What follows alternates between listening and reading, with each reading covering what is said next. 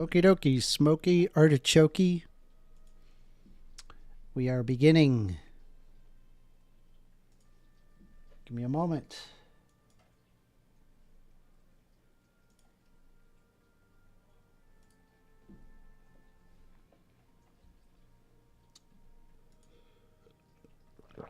Let's see here.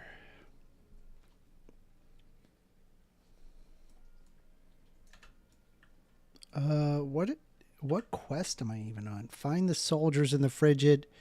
Bobro says, "Hi, I'm with my puppy." Great. Fabulous. Let me just say that I am streaming.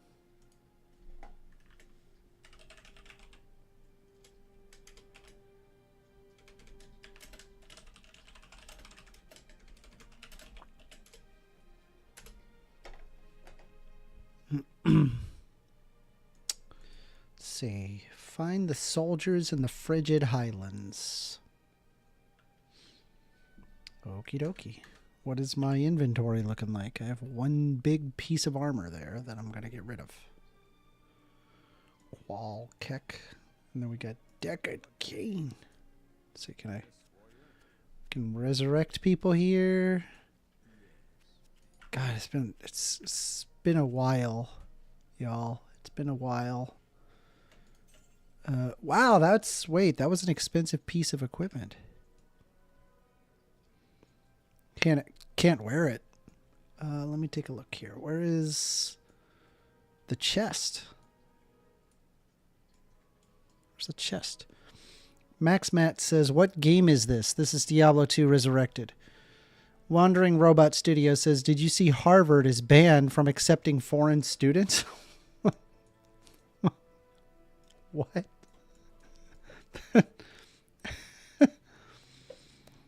Bobro says, "Did you hear Trump's big, beautiful bill passed by one vote? One vote because 3 Dems died in office at a crucial time because the old people refused to leave."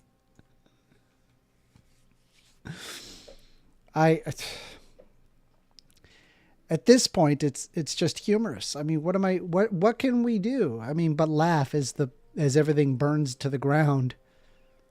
What can we do, honestly?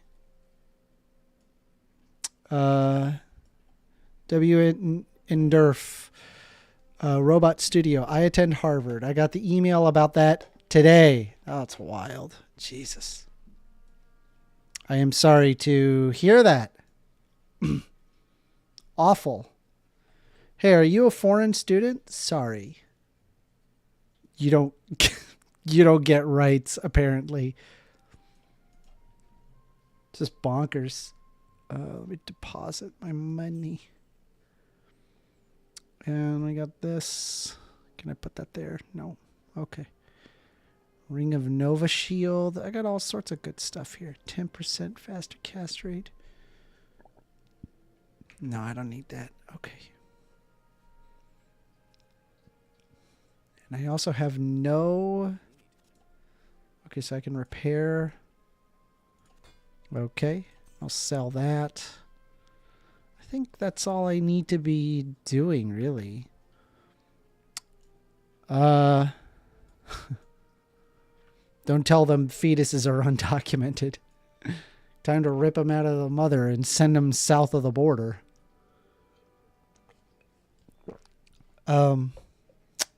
Bobro says, "Oh, can I send you something I saw about your state if you haven't heard about it via Discord?" I'd love to see it. I haven't been keeping up on a bunch of stuff. I mean, I probably should be, considering that specifically what I do. I'm supposed to go to the frigid highlands, I think. Yeah. Okay. We got 9 minutes, and then we're going to start up the stage and just see who shows up to debate. But we are also accepting call-ins if you want to call in. I just realized I have no healing potions. It would help if I had healing potions.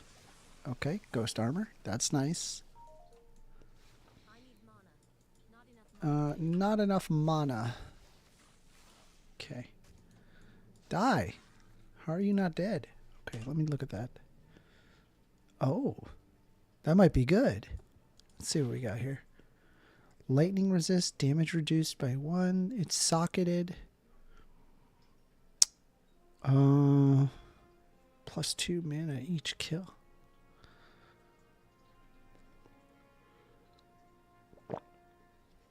+5 to mana. That's trash. It's not even remotely good. Let's see what you got here, Bo. You're sending me something. So you want me to watch this? All right. Hang tight. Florida just... All right. Let's look this. We're gonna pull this up. Give me a sec. Where is my Chrome? Where's Chrome? Sorry, just give me a moment. I'll find it. It's here somewhere. Where's Chrome? Come to Papa. There it is. All right, just gotta... Florida to keep. Okay. All right. Why is that over me? Let me fix that.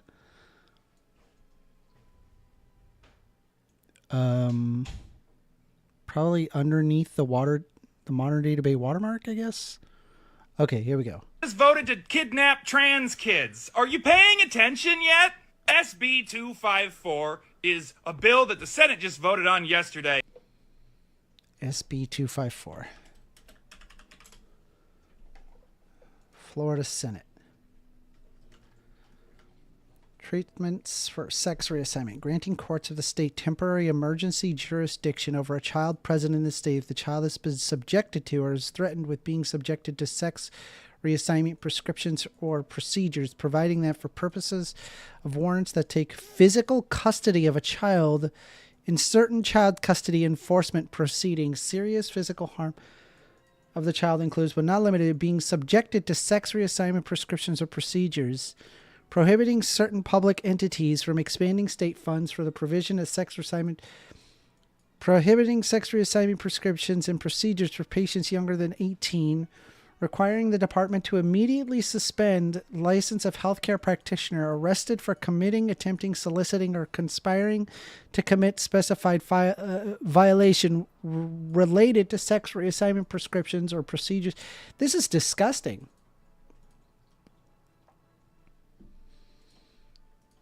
To allow This is them awful. to remove trans kids that receive gender-affirming care from their parents. Getting a phone call. All right, let's answer it. You're on the line with First Amender. Hello? Hello there. So I have a question for you. What you got for me? So you aware of that $5,000 money match, right? $5,000 money match? Yeah, this one dude that wants to debated you about like water, like 2 months back. Yeah. What about him? He One of my wants to do, favorite like, guys. $5,000. Yeah. Like he wants to do a $5,000 like money match with you. Okay. Like he'll it.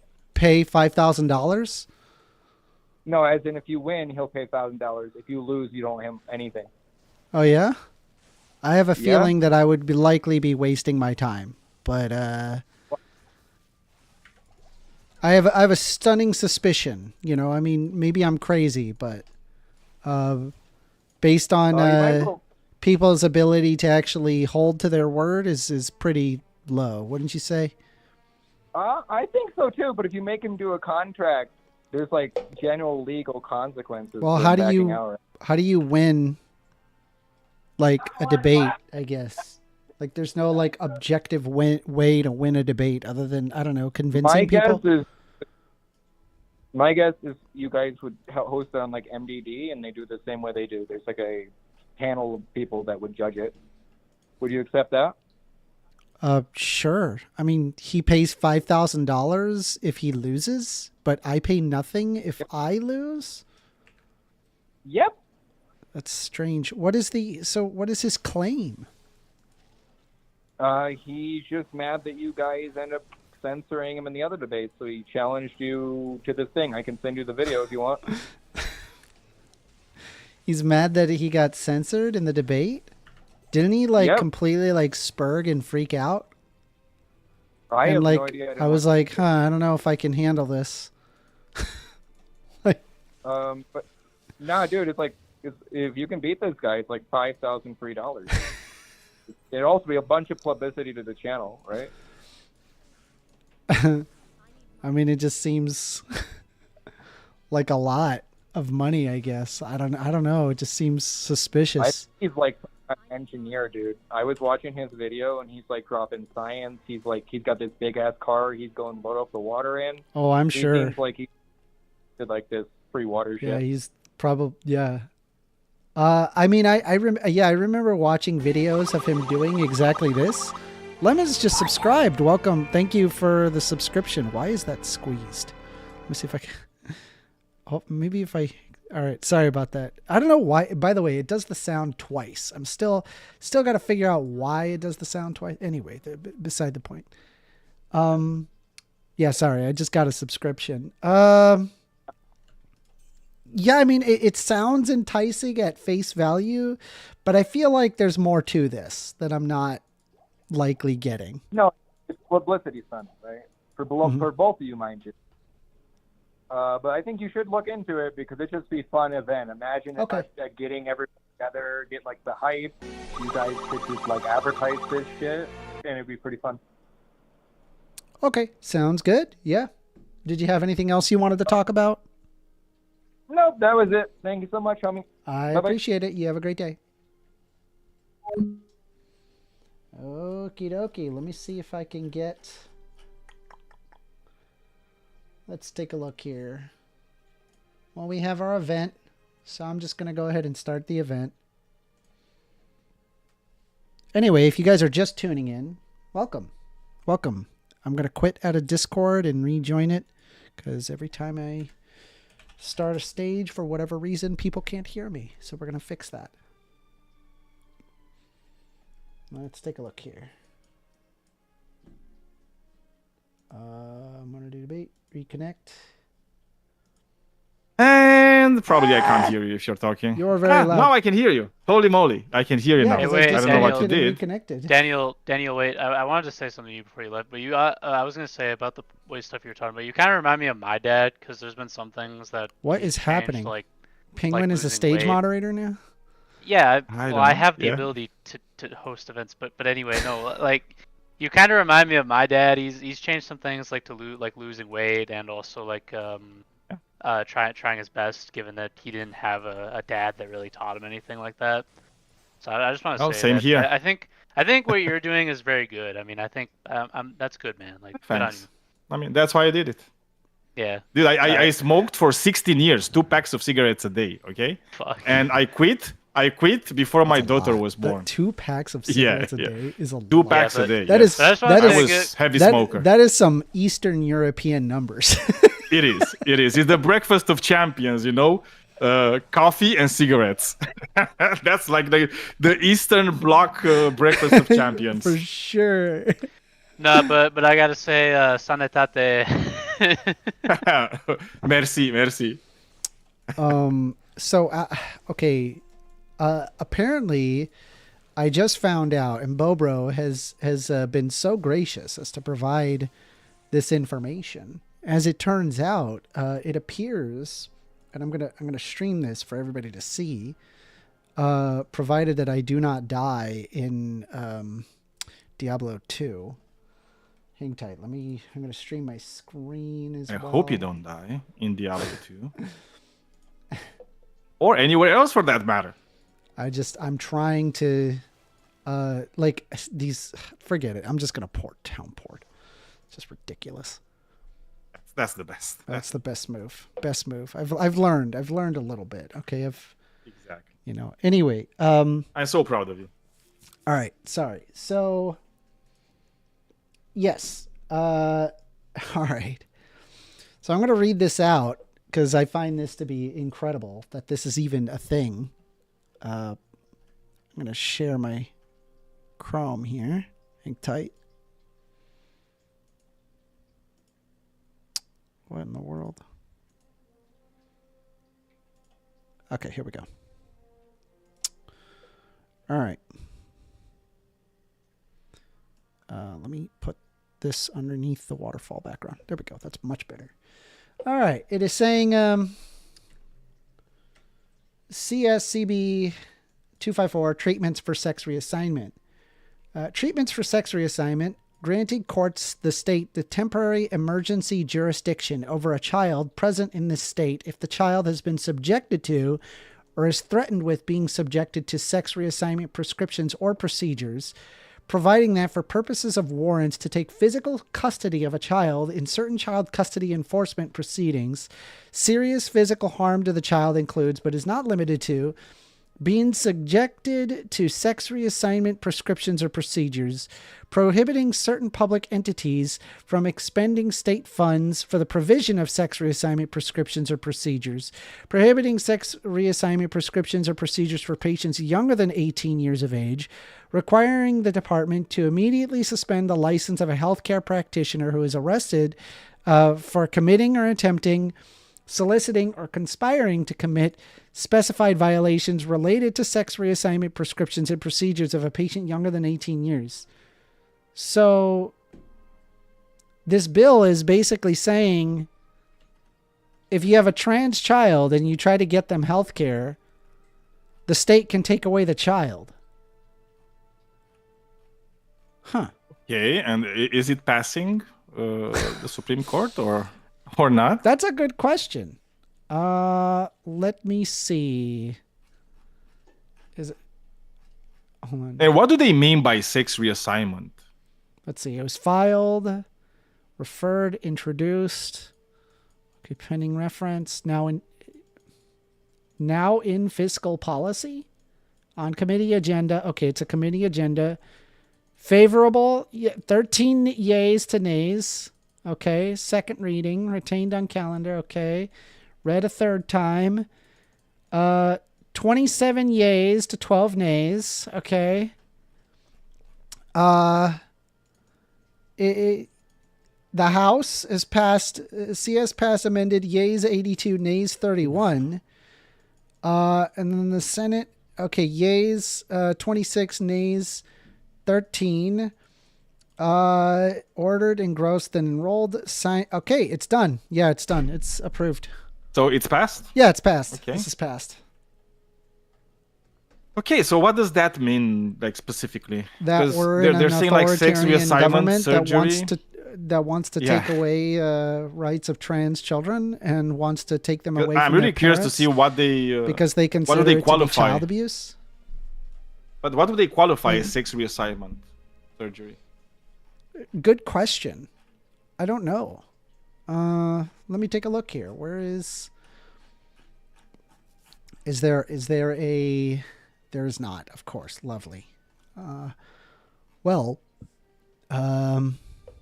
Why don't I just go ahead and copy paste all of this into ChatGPT and says, where does it say what is included? We could just do that. Because that would be interesting to know exactly what they mean by Oh, sex yeah. reassignment. Because it's like, is hormone therapy, for example, would they qualify that as like sex reassignment surgery? Like hormone blockers, are those sex reassignment?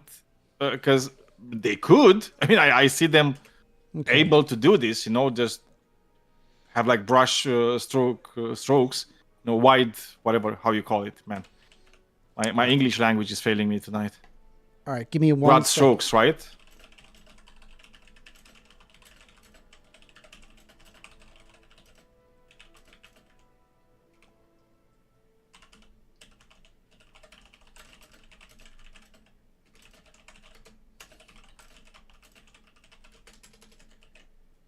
All right, let me take a look here. All right, so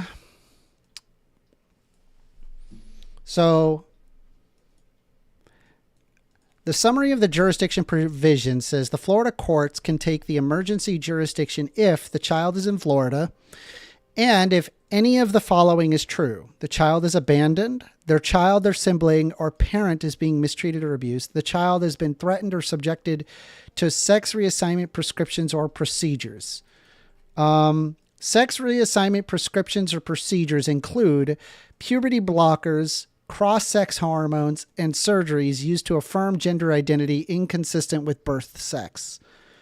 They do not include treatments for intersex conditions, medical complications due to prior treatments, and life-threatening physical. So this is specifically targeting trans kids. Yeah. So if a child is in Florida so receiving or at risk of receiving gender-affirming medical care, man. Florida courts can claim an emergency jurisdiction, which may allow removal of the child from their parent custody in that context. So with this one, they're literally just blocking any kind of medical help for trans kids in Florida. Because if you're trying to... it's referring to gender-affirming care for minors yeah. as a form of abuse. And it allows the state to remove a child from the parent or guardian based on that definition. So basically, if they observe that you're getting care for your child, the child can just get taken away. I mean, that is, I don't know, that is kind of hell for all those people, for all those kids that are like trans. Yeah. Looks like we do have somebody that I wonder what they're going to do. Want to join shortly, by the way. We're going to bring them in. Give me 1 second while I collect them. That's actually wild that that's even a thing. Like, do you think that we're going to look, like me personally, I think that we're going to look back on times like this and go, oh, remember when we like did all of that like horrible anti-trans legislation and then the science proved it otherwise? Like that's, I mean, like, you're kind of living in like a fascist takeover right now. There's literally a fascist takeover, and if you're looking at like Weimar Germany and like the Nazi takeover of Germany, like who were the first to go were the trans people, right? Like the first institute for like research of transsexuality and trans people was literally like the first book burnings. That's where it happened. So yeah, you're just gonna attack the most vulnerable people in society first. So who's a better target for these people than trans people? Because there are like very few of them. Bubble Guts is telling me it's perfectly reasonable. Yeah, of course you would. I mean, the phone number is right there, Bubble Guts, if you want to have the discussion, 202-998-5218, or you can show up on the Modern Day Debate stage, in which case I can bring you up. I would love to hear your perspective, because I find that to be pretty incredible. Like, I mean, if you could provide like something that would kind of indicate that, how exactly getting care for your child would be considered abuse. Well, Bubble Guts, I'd love to talk to you over the comments, but can you just call in? I would appreciate it. Andrew Hollis just subscribed. Welcome. Thank you. Welcome to the Soy Boy crew. The Soy Boy. Yeah, we're the Soy Boy crew, bro. Dude, I didn't even like soy milk. For some reason, just so you know, I don't know why, but like the subscription like notification, it like plays a sound twice, and I don't understand why. Because you're that cool. Yeah, I'm double cool. Yeah, it's double. Double cool. It's double annoying, is what it is. Okay. Well, I mean, it's not annoying, maybe man. I'll it's like remove the sound, or I don't know. Yeah, it's all good. Okay, well, you want to hear that sound a lot. Fristas says, "What are your thoughts on argument structure?" Hey, yo, Friss, you're so. I gotta tell you, I'm really enjoying it. It's very good so far. I'm not done with it, but I have made a good deal of progress. Here, I'll show you, so you can see it for yourself. You could see here, we got 56 minutes left on argument structure. So, I'm already going to be practicing some of the, because they make good points here. Let's see, Bubble Guts. You got to call in. Please call in. I do. I want to, maybe I'm wrong, right? Because I personally believe that gender affirming care should be provided to people if they need it. That's kind of where I'm at with it.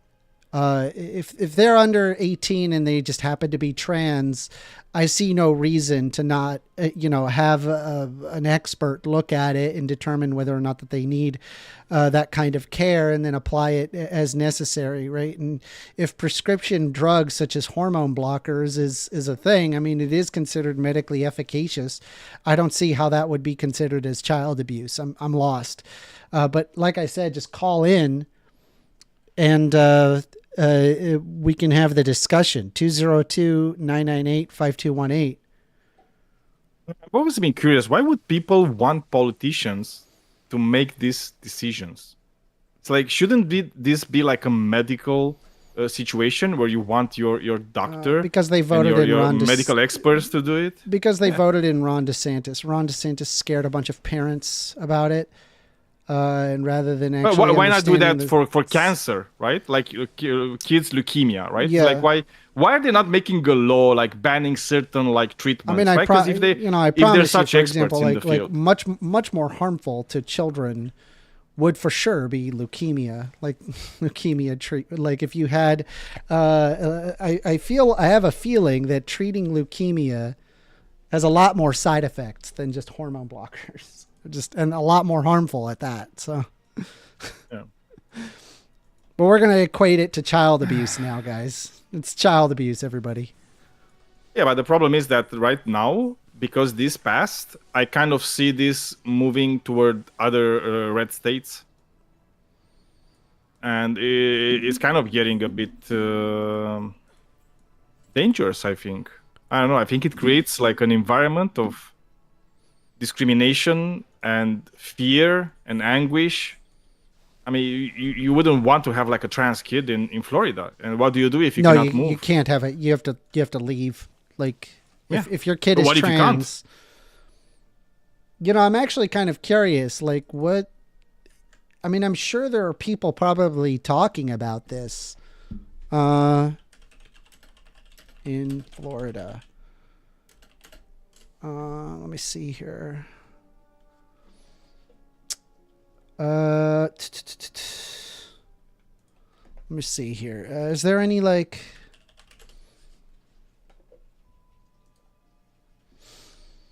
Let's see here. So how do I keep my trans teen safe in Florida? My teenager, male to female, 16, recently came out to me as trans, and I'm looking for advice on how to support her and keep her safe. We live in Florida in a red county, and I'm scared for her safety. She has told a few people at school who have been supportive and who use preferred pronouns, but there are many more kids at the school who are vocally pro-Trump, anti-LGBTQ, and anti-trans. It sounds terrible, but my instincts are to protect her, to keep her, quote, in the closet. Obviously, it's fine to be who you are at home, but if you do not know for sure that the people around you are safe, then don't let them know. She's of the mindset of, I'm going to be who I am and F the haters. She's had a pretty sheltered life, and I don't think she realizes how dangerous this could be, that these rednecks might beat her up or worse. I also do not want to cause harm by telling her to hide who she is, so I'm really torn. What is the right thing to do? Do I ask her to keep this a secret and stay safe? Do I encourage her to be herself and risk the harm that may come to the community of bigots I live in? We do intend to move out of Florida eventually, but unfortunately, it is not possible for us at this time. I am also considering finding a trans therapist for her to have someone to talk to who understands how she feels and can help with questions that I may not know the answer to.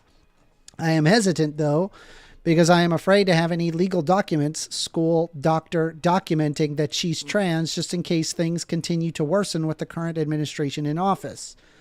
Do you think I am being too paranoid and overprotective? What would you want your mom to do? Thank you for any advice or resources you are able to give.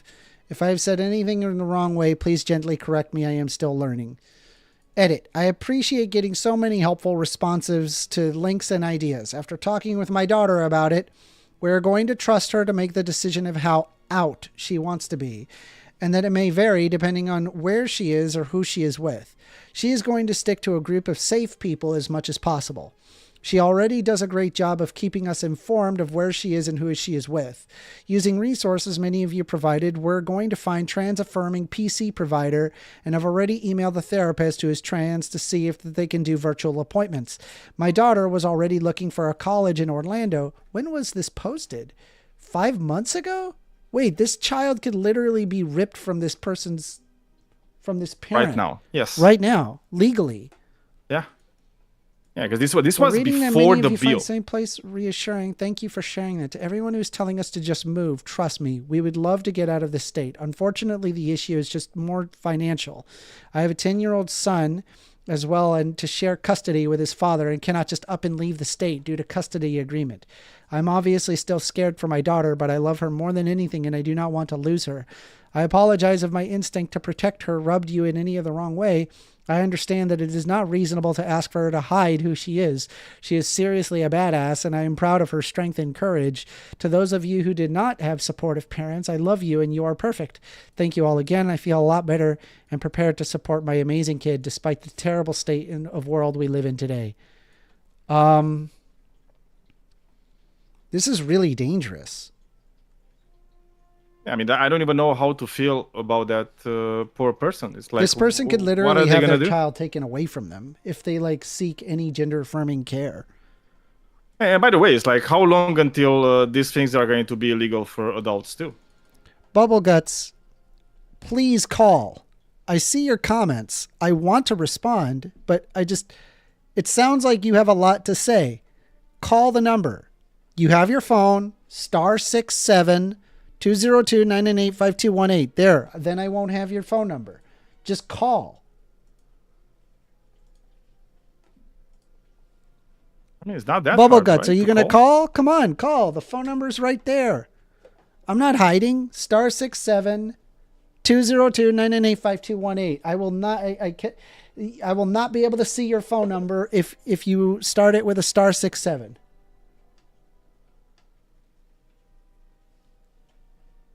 I swear, these people, they don't call. They just sit there. Yeah, and they're going to do like... They just keyboard warrior. They don't actually call. They don't do anything. That's wild.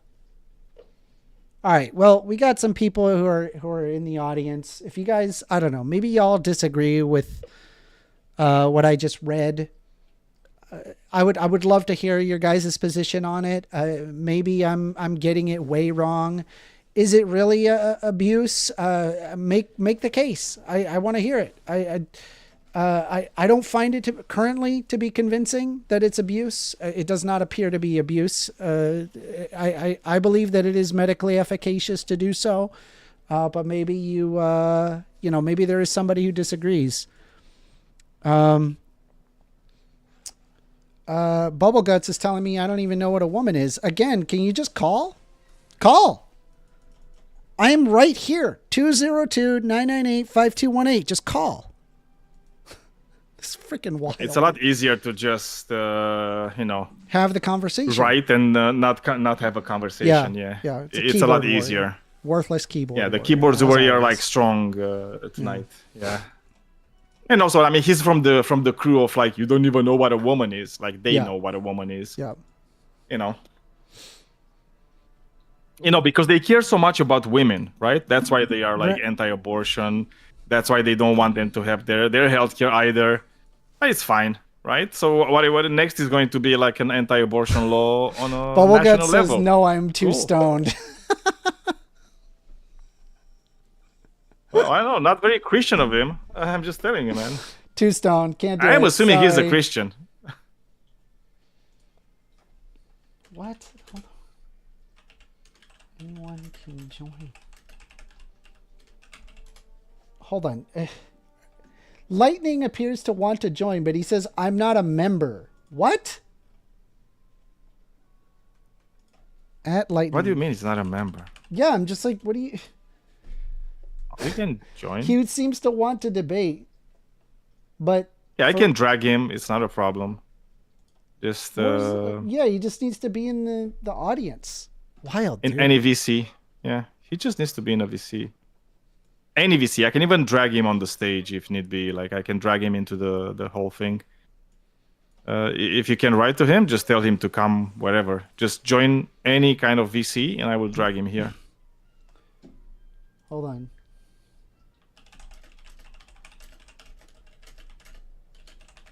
We'll drag you in.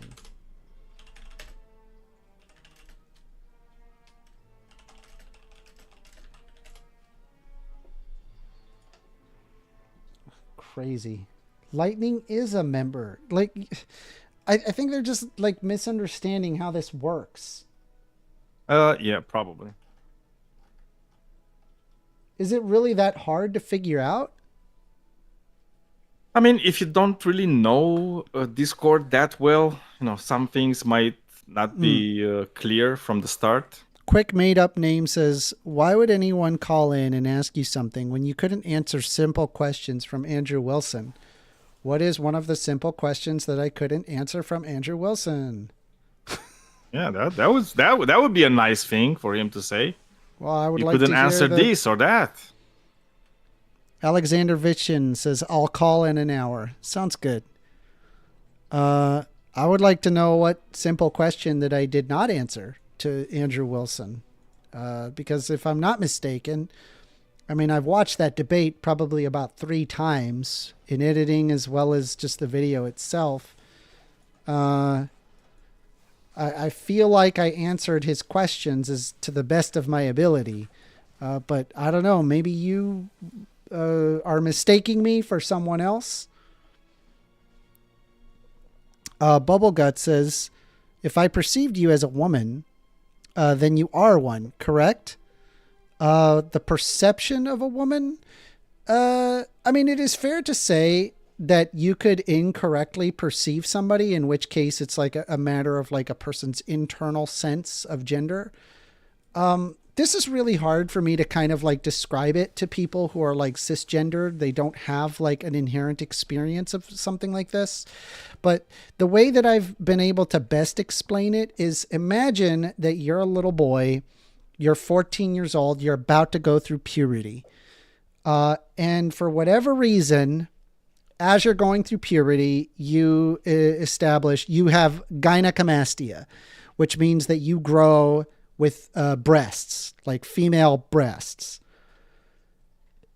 You would feel like, right, as a teenager, that something is wrong. You'd be like, why am I growing breasts? I'm a boy, not a girl. Why do I have breasts? And this, by the way, has nothing to do with being fat. It's just you have a particular hormone reaction that is causing you to grow breasts. And you would feel internally, that internal feeling that I have doesn't match my body. That internal feeling, that's gender. So if we're referring to male or female in terms of gender, it is an internal feeling that you just have to kind of ask somebody to figure out that internal feeling. That's basically what that is. So I hope that makes sense. I don't know. Call in. I mean, if you disagree, I'd love to hear your point. Maybe, correct me if I'm wrong.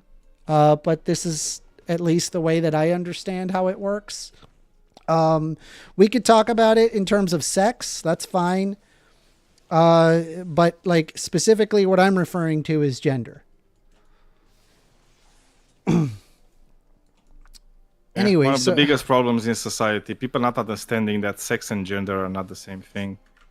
And I don't know. I don't think it's such a hard concept to actually grasp, to be very frank. Bubblegut says, so gender is based on an internal feeling. Yes. Yes, which has a root in someone's biology. The actual feelings that you feel internally are rooted in your neurobiology. I'm pretty sure Bubbleguts also has like this his own feeling of self and his gender. Yeah. Right. He has that feeling. He just doesn't understand that other people also have that feeling, and some of those people might have a feeling that is in disagreement with like their exterior form, right? Like maybe they have like breasts or like a penis and stuff, and they, their internal feeling is not congruent with what's happening with their body. Yeah. We have here, Alexander Vishin says, I'm unvaccinated and all my family is. None of us have died or have been seriously ill. Are you aware that, listen, I have not been in a car crash, and neither has my family. And because me and my family have not been in a car crash, we're not going to be in a car crash in the future. Do you understand how that logically doesn't follow? I hope he does. I'm being genuine with you. Like, I need you to rethink that idea there. Like, I'm happy for you that you are maintain your health, but that remains true so long as it stays that way. And I really hope for your sake that it is, especially with the increase. We have like increased amounts of measles. Measles is Texas? coming back. Yeah, measles is coming back even in the United States, which is like fun. Also, I don't believe him when he says that he's unvaccinated. I'm pretty sure that he at least has some vaccines. I'm pretty sure he has like the polio vaccine or like TB vaccine. Quick made up name says bad analogy. And Alexander Vishin says that's not analogous. Quick made up name says that's like saying any vaccine that could potentially help you, you should get. Ridiculous. Well, yeah, of course. Yeah, actually, kind of. Like when you get into a car, do you put on a seatbelt? Why would you? Like, I mean, if you've never been in a crash, why put on a seatbelt? Wait, do you have brakes that work? You're not going to get into a crash because you haven't been in a crash before. So why are you why changing put on your tires in your car? Why are you changing your tires when they're when they're like the tires becoming never thinner and thinner? The tires never been bad before. They've worked all this time. Yeah. Have you ever had a tire explode on your car? Why would you change it? Hold on, wait, but Daniel, that's never happened before. So since that's never happened before, I don't think it's gonna happen in the future. I mean, it's kind of silly, right? To like not believe in like the whole medical science behind everything. I don't know where this whole mistrust of the medical field is coming from. All right, I don't get it. It's like I understand to be okay. Brown Bear, you're saying it's a bad analogy. Raise your hand. How is it a bad analogy? I wanna hear. Quick made up name says good tires can't kill you, but a vaccine can. It is possible for a good tire to kill you. Like, I suppose it's possible that a tire, if it got changed out, maybe it got changed out bad, and then you skid on the road and, I don't know, like you go over a ravine or something. I mean, hopefully that never happens to you, but I mean, it is possible that by getting a new tire, it results in your... Now, is the chances in your favor that's never going to happen? Yeah.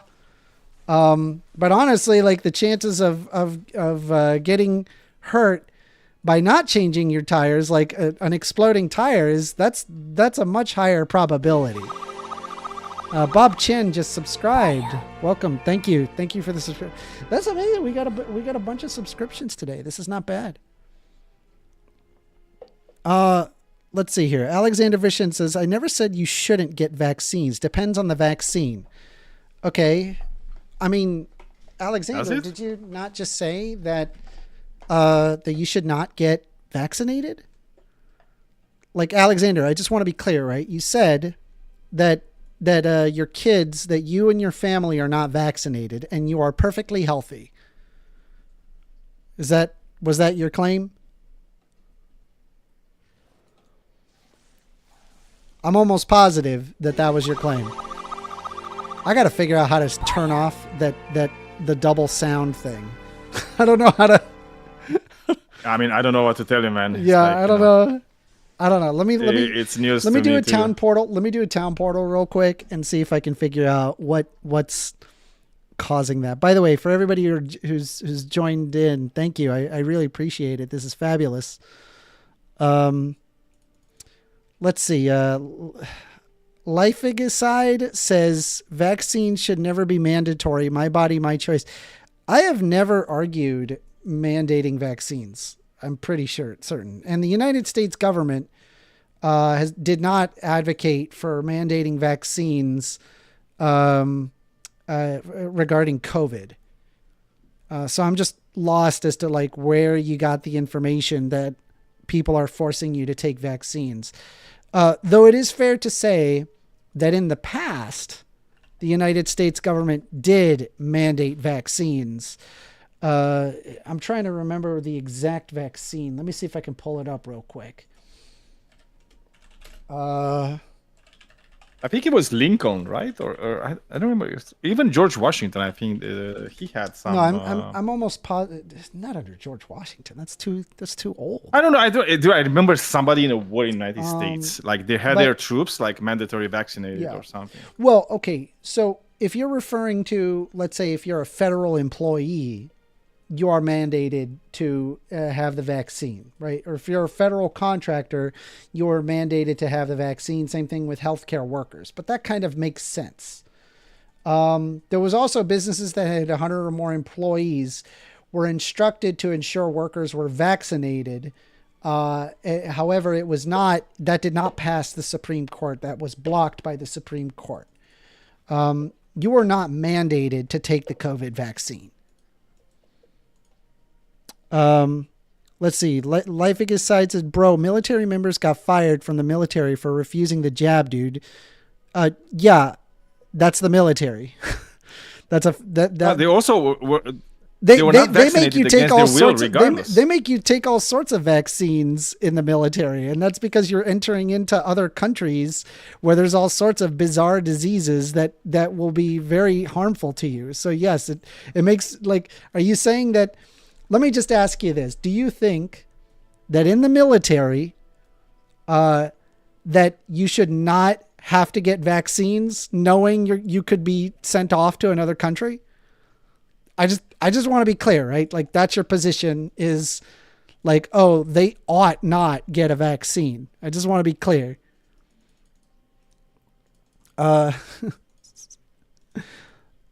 Lifeigicide says, F your rights. Will you join the military? Yeah, I mean, you kind of did that to yourself when you joined the military. You chose that, dude. Lightning, by the way, welcome. You can raise your hand and we can have a debate if you're interested. All right, looks like they're raising their hand. We're going to invite them to speak.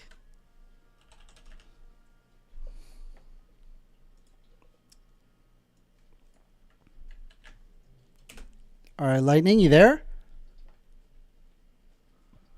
I'm there. Hi, how you doing? Hey.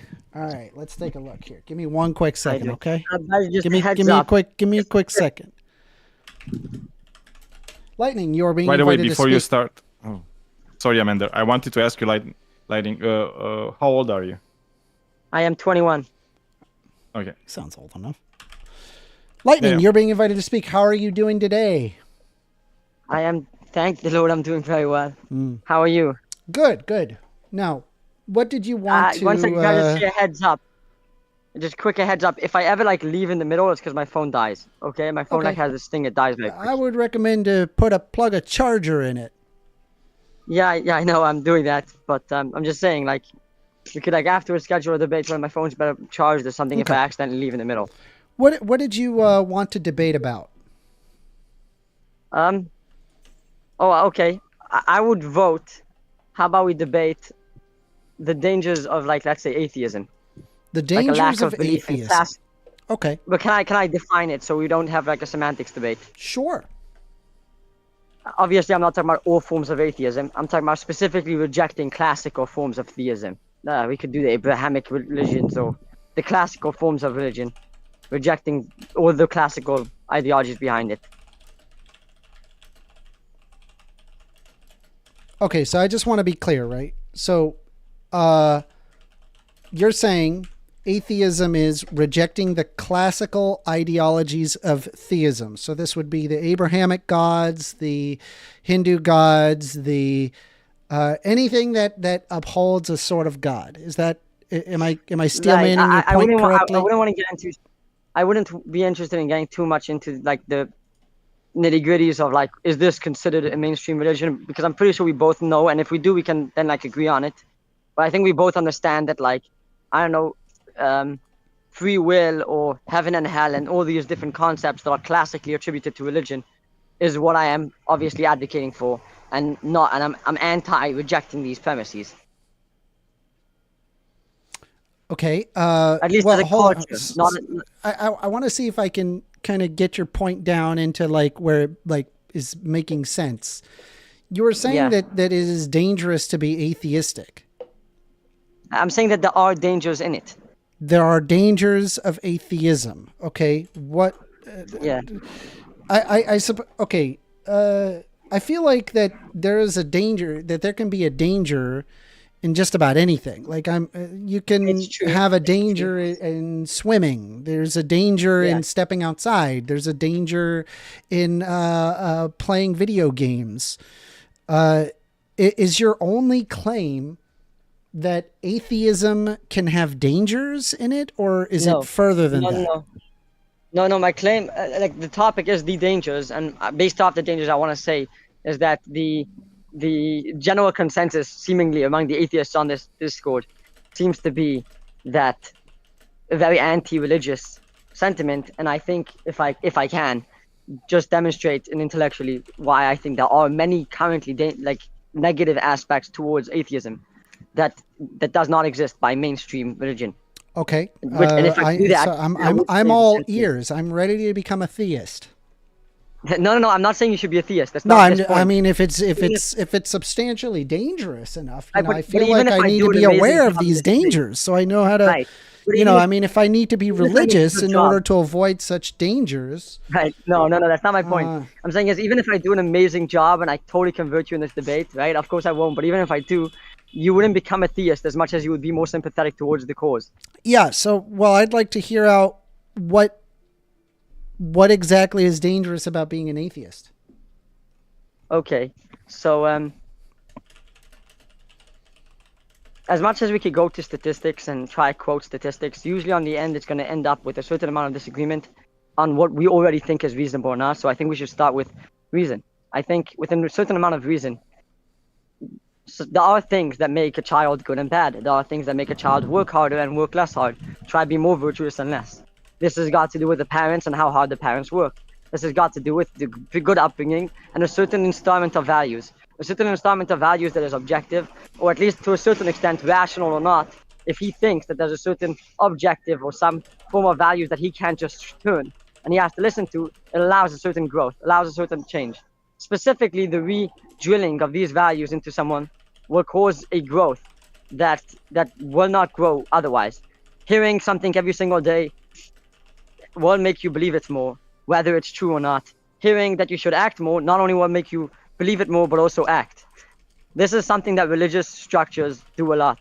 Religious structures every single Sunday for a Christian, 5 times a day for a Muslim, and every single day for a Jew, install a certain aspect of how to be better. Almost every single religion has certain aspects of the culture that are dedicated solely to how to become better people.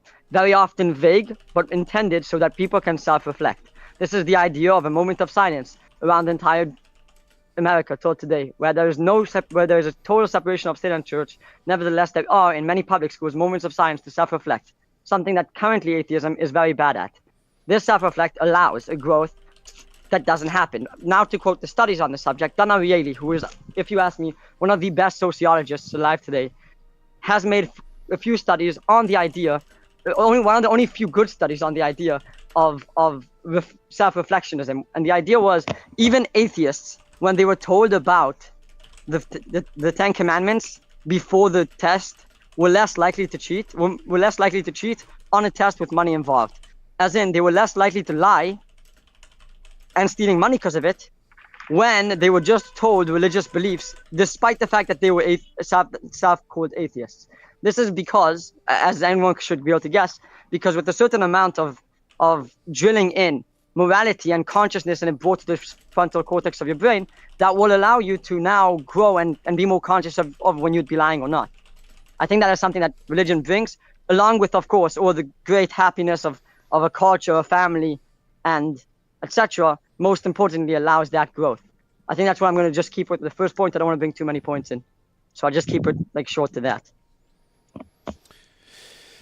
Wow. Okay. Yeah, there's a lot to unpack there.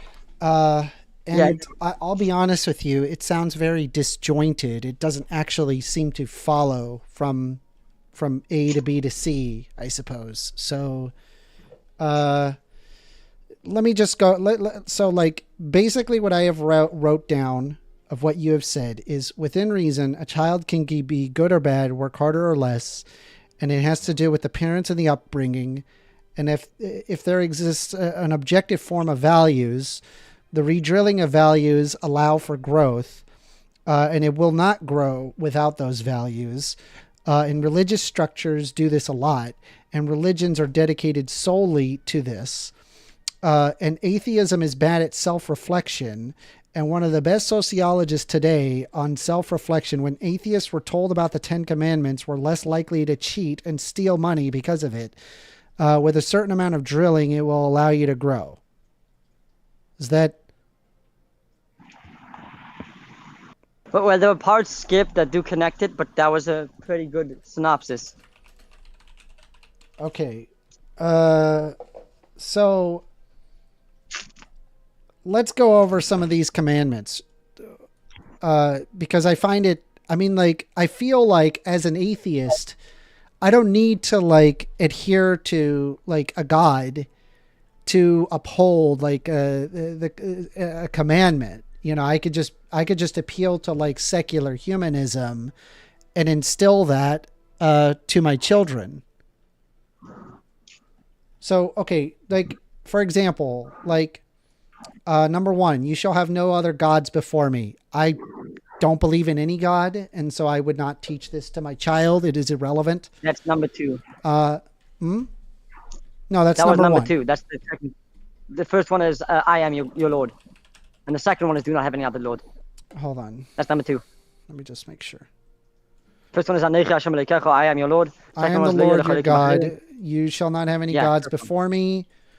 Okay, you shall not make yourself an image in the form of anything in the heaven above or the earth and the beneath the waters below. You shall not bow down to them or worship them, for I am the Lord your God. I am a jealous God, punishing the children for the sin of the parents in the 3rd and 4th generation of those who hate me, but showing love to 1,000 generations who love me and keep my commandments. Yeah, again, I wouldn't teach this to my kid because I don't believe in these make-believe things. It doesn't say that, but okay.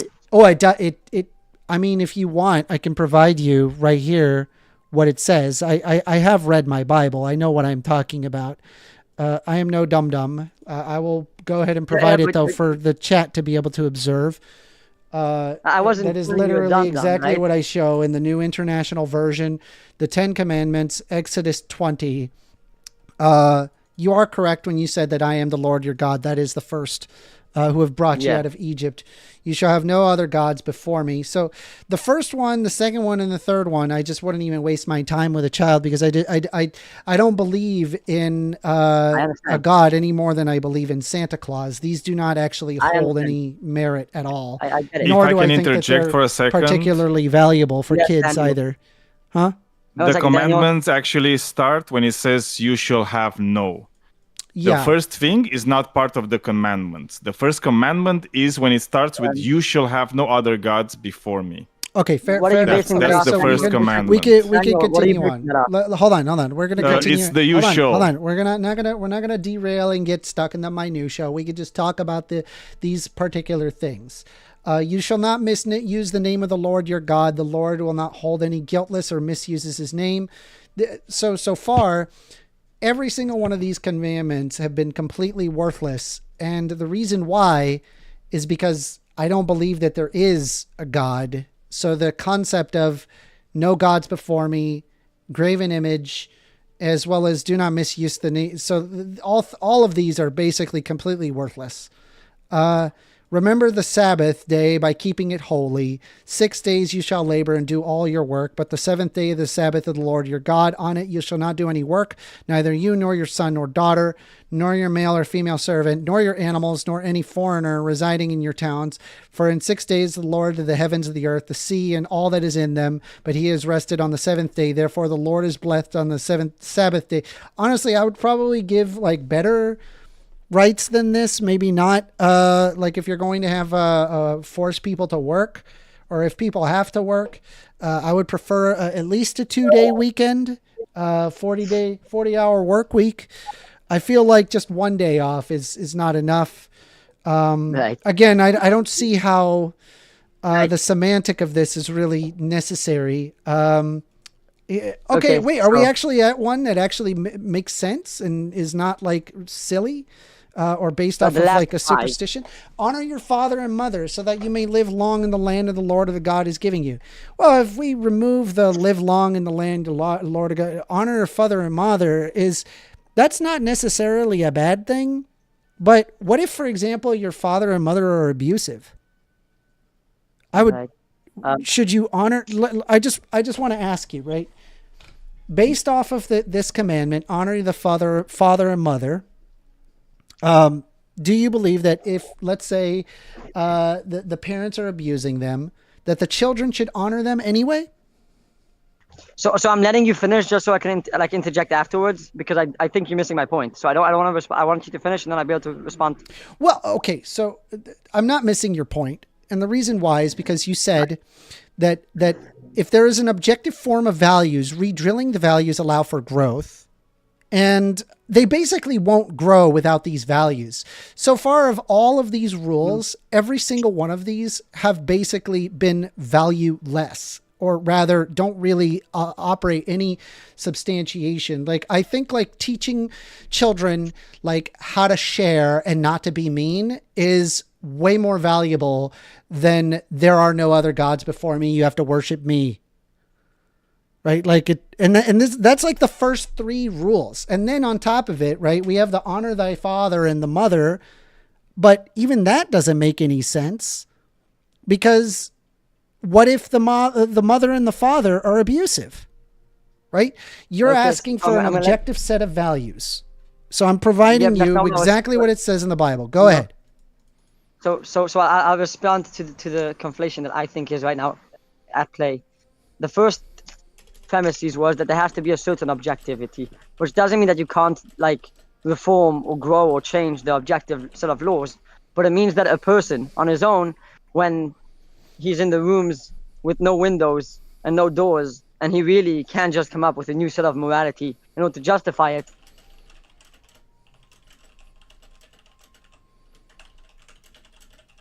So, okay. I feel like if I just apply a secular humanist worldview, wrong.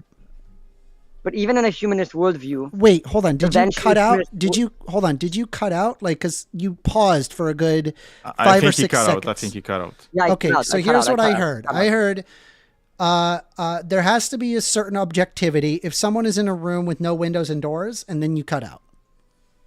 Oh, okay. If someone's in a room with no windows or doors, what is forcing him to obtain to the what he considers, the morality he's chosen until now? Suddenly now in his heart is telling him pretty strongly opposite.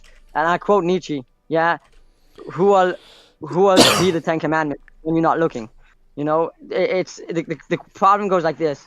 That if there isn't some sort of an upper being that will tell you what is right and wrong, besides for your common sense, besides for your subjective, whatever. And I understand subjectivism. I'm not trashing the whole thing, but if you don't have that, then it is easy to change under pressure when no one's looking, or anything like that, or as a society when you really want to. That was my first point. My second point was that we see that even atheists, when read the 10 Commandments, end up being more honest when it came to money on a test. They ended up lying less and stealing less by default. I think we've talked about this in the past, and regarding the issues regarding priming studies. You're providing another priming study here. No. I know I'm deprived. But I suggest you look into the but Donna regardless, study. I don't want to get into the study because what's going to happen is I'm going to sit down and read it, and then I'm going to find information about it. And if it's like the basis of your argument is a priming study, I'm just not even going to go down that path. That's literally what a priming study is, right? You're priming them with information and then reading the results, even though causation doesn't equal to correlation, and it's just this implication, and it has all sorts of issues. So I don't want to get into the study. Right, Amanda. The study aside, it's a pretty. One second, Amanda. Study aside, it's a pretty obvious point that this should make a difference. Happens to be there is a study by a very so I'm reading. I mean, maybe for example, me as an atheist, after I am done reading these 10 commandments, that all of a sudden, I would maybe self-reflect and become more moral somehow. Can I explain an obvious reason to that? Like, whatever you as an atheist have the ideologies of morality that you base your life off, whenever I will point them out to you, you will now re-strengthen them. Whatever your reasons are, if I ever tell you 10 commandments, the first thing that pops in your head are now the certain things that dictate your life and why you do what you do. That would be accurate with or without the 10 commandments being what you base your moralities off. And the questions of do I follow the commandments when you go to a extent where you believe it would be wrong? You don't like. It doesn't seem like you totally understand how religion bases its morality off the commandments. So take personally Judaism, which is what I'm a part of. No, I understand where they're basing their morality on. My concern is, well, number one, it's not 10 commandments. It's actually 613. I have no idea where people got in their head that after the 10th, all of a sudden God shuts up and Moses packs up those tablets and places them in the ark and goes down the mountain or whatever. I just don't see, why does it stop at 10? I mean, there's not 10, there's 613. And even if I only acknowledge the 10, many of these don't even actually make any sense.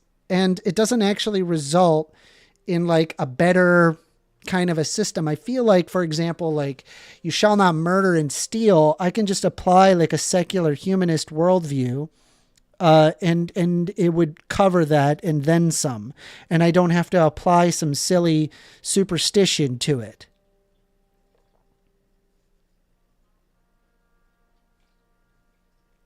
So again, I'm going to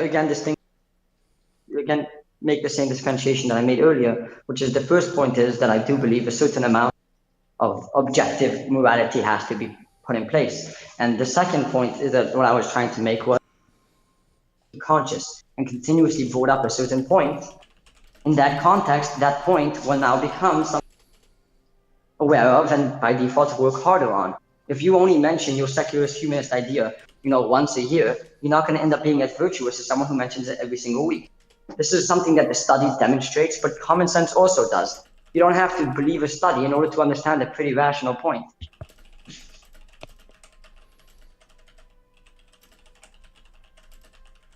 Okay, so I feel like I'm misunderstanding your point here.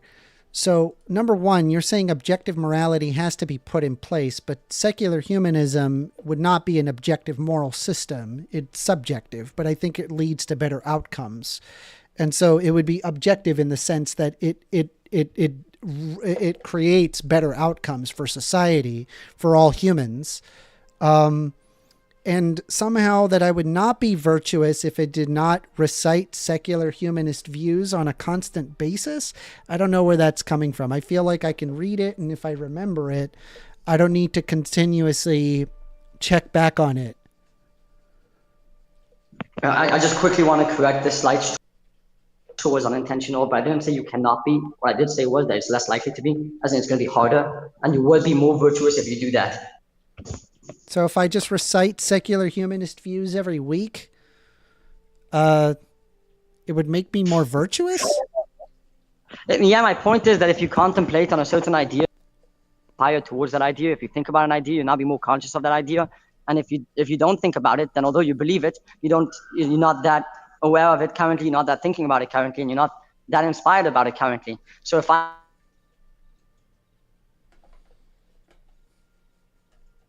He broke up.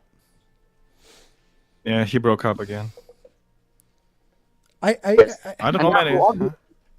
You cut off again, Lighting. I'm so sorry. It would depend. I'm sure you had moments when you were more virtuous or less virtuous, where you tried harder and tried less hard. And this would probably be because of a certain contemplation, or a friend that you had that was acting nice, or role model that was acting virtuous, which then made you want to act more virtuous. How is that different from a religious person? Do religious people end up making unvirtuous decisions? No, can you explain the question? Is it possible that a religious person would be unvirtuous, as in they don't follow their religion or whatever, or heck, even follow their religion? I mean, there's a part of the 613 commandments. One of them is like, if you sexually assault a virgin, you have to like marry them and pay their father 50 shekels of silver. That's a weird rule. Probably don't follow that one. Can you clarify the question? I'm not sure if I answered the question. Is it possible for a religious person to do unvirtuous things? Yes. Not sure how that changes my premise at all. Well, if it's the same, like an atheist can do unvirtuous things and a religious person can do unvirtuous things, then that would mean the religiosity has nothing to do with being virtuous or not virtuous. No, if I'm understanding correctly, what you're basically suggesting is it possible for kids to do something smart? Is it possible for an adult to? So if they both can do something smart, obviously there's no difference. It's not a coincidence that I do a virtuous thing because I believe in secular humanist worldview. No, and it's not a coincidence. In fact, I would venture to say that it is very likely if somebody is religious that it leads to bad outcomes, not good ones. I repeat, because it doesn't seem like you're totally understanding either what I'm saying or you talk about something totally else to what I'm saying. Just because both of you can do something good doesn't mean you're going to do it the same amount, right? You have presented to me, you said that you're aware of the dangers of atheism. And you basically were talking about children and how it regards upbringing with the parents. But if I had to imagine, if I taught a child secular humanist worldview, they would likely be just as virtuous, if not more, than someone who is taught a religious background. Because if, for example, if my secular humanist child comes across, say, an LGBTQ person in their school, they would not chide and jeer against them and start quoting Leviticus. They would treat them as a human being. Yeah, so would religious people. You are now just bringing a bunch of different dogma of some religious screwed up people to now prove my entire, it does seem like you're really ignoring my point the entire time. And I don't want to call you out. I don't want to make this like one of those arguments, but it honestly seems like you're just ignoring my point every time. Okay, what did I miss about your point? My idea is that a certain amount of instillment to a certain extent of a basis of values that then will be more difficult to push away will cause more virtue than the lack of that. And your response basically has been a constant high time. I don't understand. I'm saying, what did I miss about your point? What you just said, it made no sense to me. What did I miss about your point? I did not understand that sentence you just said. Go ahead. Okay, I'll repeat the sentence. I'll try to repeat it more understandably, I guess. My general point for this very specific point I was making now, in the past, debate, was that when you install to a certain, to a repetitive, a consistent basis, installing virtues or ethic code, especially if this ethic code cannot be changed by one's mind so easily, will cause more virtue, on average, of course, than not the lack of doing that. Okay. But But I just want to clarify. I don't because feel that throughout I missed the that debate- at all. I feel like I so addressed that directly. Okay, And so, I understand, but one so I'm second. gonna Amanda, try this one more time. one second before you try you're one more sa- time, Amanda. Throughout this debate. Hold on. I let you finish. Yeah. Okay. Yeah, you're right. Please. So, I just want to okay. You're saying if it is consistent, therefore, it would instill virtues or an ethical code, provided that that ethical code cannot change. But whether or not that an ethical code cannot change does not mean it is therefore virtuous. Take, for example, if there is no change in the treatment of LGBTQ people, as in we ought be discriminatory towards LGBTQ people, and everybody is consistent in that, I would not consider that to be virtuous. I would consider that to be a bad thing, because you're basically looking at individuals and treating them as others on the basis of something that they cannot control. So consistency is not what I'm interested in terms of virtue. Of course. Okay. May I respond? Yeah, I stopped. Okay. No. Okay. So, I'm sure you are aware that the religion that I am from and that I know most people from do not believe you should be wrong, excommunicative or mean towards transgender people. And I'm sure you're just bringing it as an example. But that being said, my point isn't that religions have all the right ethic codes, which we could go through, because it sounds like, just correct me if I'm wrong, it sounds like your argument right now is that even if you are right that being installed will cause you to be more active in the certain virtues you were given, if your virtues are corrupt, I don't really care about that because they are corrupt virtues. Is that what your position is? Is that your challenge? My challenge is that you're saying, well, you got me distracted on the initial claim, because you said religions wouldn't be mean to trans people, but I find quite commonly people who... What? I didn't say religions wouldn't be mean. I said the religions I am a part of, and that I know other people or my friends that are a part of, aren't mean to trans people. But at the same time, sorry for interrupting, you didn't say that atheism towards your religion is bad. You said atheism in general is bad, right? Atheism in general addresses every religious claim. I want to stick on topic. Your personal incredulity is not vindicative of the actions of other people who are religious.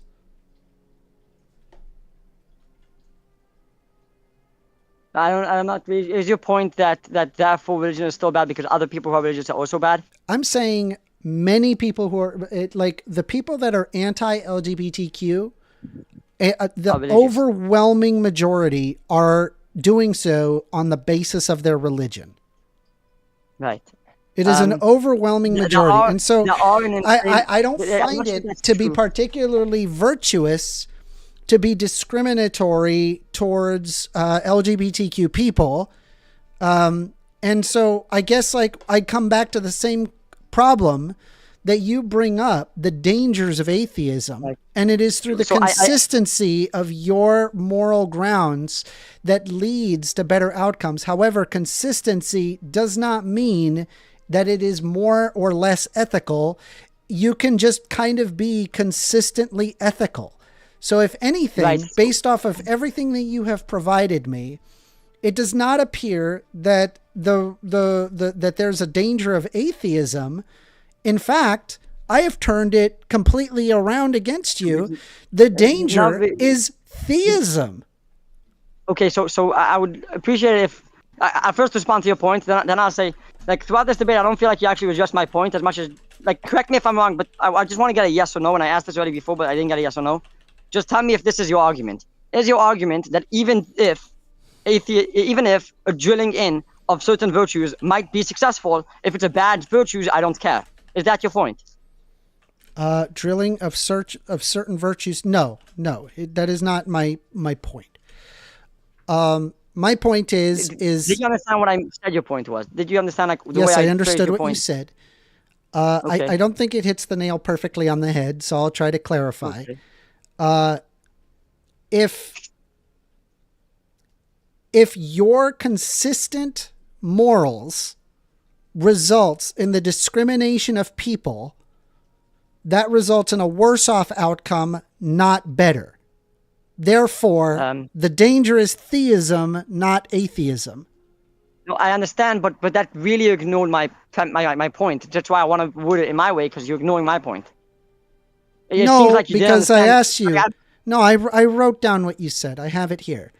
Like, I said, I writing asked it down you, doesn't mean what did I understood it. miss I'm about sorry, your point? And then you said, my Right. general point I am making now in the past debate is that when you install to a consistent basis, installing virtues or ethical code, especially if the ethical code cannot be changed, would cause more virtue, not the lack of doing that. I do not find a consistent moral system to be virtuous.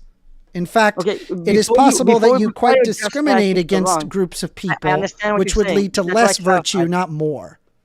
Okay. So I honestly think my description of what you said was right, but I'm just gonna pass on this. Do you agree All right. with the premise before I argue with what you're saying that it happens to also be unvirtuous? Do you agree that a consistent installment of a certain belief will cause a more positive feedback towards that installment? Do you agree with that theory? I didn't pay attention. Can you repeat that? Yes. I'll try to repeat it in simple words. Do you agree that a certain drilling of a set of values, obviously with the context that I believe religion tends to have, will cause a positive feedback towards those set of values? It will cause those values to be enacted more. Now, you could say those values are good or bad, which we can argue about in a second, but do you agree? I don't know what you mean by positive feedback. When I hear the word positive feedback, I would assume that like good, or No. that if you instill a set of values, that people will follow those values. That you'll be more effective if you consistently bring up those values again. It's a pretty simple theory, and I think it's pretty obvious. I didn't think that would be a matter of debate here, but I'm not feeling like I'm getting any response. Like, the only response I'm getting so far is that I'm religion has trying bad to get stuff. clarification because I wrote He's down talking exactly about what you said. reinforcement. You said, do you agree a drilling a certain set of values in terms of religion would cause a positive feedback towards that set of values? I don't know what you mean by positive feedback. I'm assuming you are referring to when you teach somebody X, they are more likely to follow X. Is that what you're trying to tell me?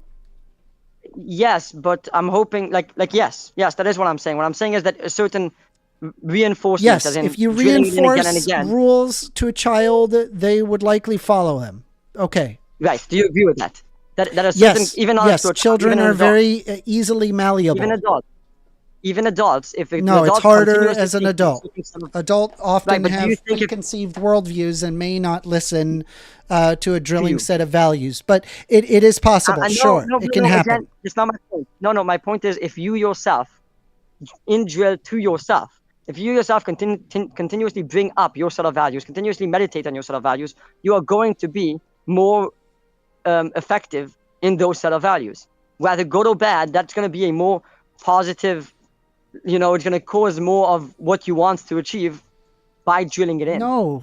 To yourself. No, I don't agree with that at all. I think that it's completely possible that you repeat something over and over. You shall not murder, for example, and then you're like a serial killer. Like that is possible. It would That be is dependent possible. on the individual. I don't think that it would You're like pretending as if inherently people on don't its own struggle. result in that. But it's as if people don't struggle and then they aren't like the make it or the break it of it. It's not as if people sometimes really want to steal and enough of their conscience will hit in, or enough of their premeditated will hit in. I could talk to a Christian, and a Christian can, bang a prostitute, go steal, shoot up some drugs, kill somebody, and then they can go to the to their chapel and relieve themselves of all of their sin by admitting their sin to their local priest. I don't find that to be virtuous at all. You're praying to, I mean, as far as I'm concerned, you caused all that harm, and then you're praying to Santa Claus for forgiveness. No, it's not virtuous, right? I don't find that to be high moral. I would say that's very low moral standards. You're ignoring my question, Amanda. I'm very sorry. You're ignoring my question. My question isn't, is it good virtues or bad virtues? My question is, I answered your question. Meditation. You said, do you agree a drilling certain set of values in terms of religion would cause a positive feedback towards that set of values? I answered your question. I said no. And I said the reason why no. So. Okay, so no, I think it's dependent on the individual, right? And okay, let me ask you this. Is it virtuous to discriminate against LGBTQ people under the basis of Leviticus? I just want to clarify. Is this in response to my question? You didn't provide a question that I didn't answer. Yeah, I just want. I'm gonna. But I just want to clarify if this is or isn't in response to my question. Well, I answered your question. Now I am asking you a question. I am saying, so it's not in is it virtuous? Is it? And I'll write it myself. I understand. Just to clarify again, because I think you just said yes, it's not connected. It is not connected to the question I asked, right? I answered your question. But it is in relation. It is in relation to your original predicate. That is my question. Okay, but it is not in relation of driving down further, because I don't find your question to be particularly interesting. So I don't need to drill down on it further. I think that comes down to an individual basis. So I'm going to go back to my question. Is it virtuous to discriminate against LGBTQIA plus individuals under the basis of Leviticus? So I first respond to the previous points, then I'll answer this question immediately. I understand that you might not find it particularly interesting, specifically since that is my entire argument, right? My entire argument is predicated on that point, and then you just won't address it. But to address the Leviticus thing, I'm going to answer your question one more time, because you said that I did not address it. I did address it, and I will answer it again, because maybe you're glitching out. Maybe that you did not hear what I had said. You asked me, do you agree that drilling of a certain set of values in terms of religion would cause a positive feedback towards that set of values? I said no. I think that is dependent on the individuals. It is possible that somebody repeats a rule over and over in their head and then ends up completely antithetical to that. It is also possible that they follow it and follow it even further as they keep repeating it in their head. But that, again, it comes down to an individual basis. I don't think that just because you drill it down over and over means that it results in positive feedback towards that set of values. So now I go back to my question. Is it virtuous to discriminate against LGBTQIA plus individuals under the basis of Leviticus? Yes or no? Okay, Amanda, I'll answer this question first, just because it seems like you're very eager on me answering this question, but I do want to go back because you made a point and I never got to respond to it. So first I'll answer your question. I do not think it's right to treat anyone badly, especially if it's something like LGBTQ scenarios where I don't think there's any justification behind treating someone badly. That, however, does not mean that religion is a cause for treating people badly. People have treated people badly all the time, specifically the ones who treat badly are very rarely the actually sophisticated. Hold on, you said what religion does not do? Can you repeat that? What does religion not do? I don't think it's religion that causes a certain amount of primitive behavior. And as you will see, that's very rarely the big rabbis. All right, so I just want to be clear. Religions. Hold on. Yes. I will let you continue. I just want to steel man your point, because I'm writing down exactly what you say. And I just want to be clear. You believe religions do not cause people to be discriminatory. No. Okay, repeat it then, because that's what I got out of what you just said. Okay, so I'll repeat it. Religions do not cause people to do what? But will you let me finish? Yes. Okay, thank you. I do not think it's the religions per se that will make the people go primitive or evil. I think people will use religion as a tool, just like people can use shovel as a tool to kill people. It is not shovel that is the murder weapon as much as used as a murder weapon. Just like, secular rationalism has been used. Stalin was a secularist, and so was Hitler, probably not a religious person. And nevertheless, many evil thoughts can be poured out because of it. I think we could both agree that there are corrupt people on the secularists as much as there are people corrupt the non-secularists. The argument we are having right now is not about the ideologies being corrupt or not, but rather the installing of those arguments are successful or not successful based off the religion. And that is the point that I want to drill on that seems to be I'm not able to get to. Okay. So I'm in agreement with you that just because you're religious doesn't mean you're going to be discriminatory towards LGBTQ people. It's a good analogy to present, religion as a tool similar to like a shovel, which can be used to kill people. Same as religion. That's fair. I grant you that. Then my concern though, is that your entire purpose of this whole thing is to reflect the dangers of atheism. But all that you have been able to show me is that religion can cause people, there can be actual dangers created from theism, not atheism. So I'm still lost as to where the dangers of atheism are. I'm sure you're asking that as sarcastically, not actually seriously lost, because I was pretty clear on where the dangers might be. The dangers are in the fact that there is a decline in ethics, like nowadays, specifically in a certain form of ethics, which is not that people are less ethical. Back in the day, what ethics are in decline? So that's specifically what I want to say, which is when it comes to a certain effort put towards virtues, as in people are not. That doesn't mean anything to me. I don't know if there's a good English word for it.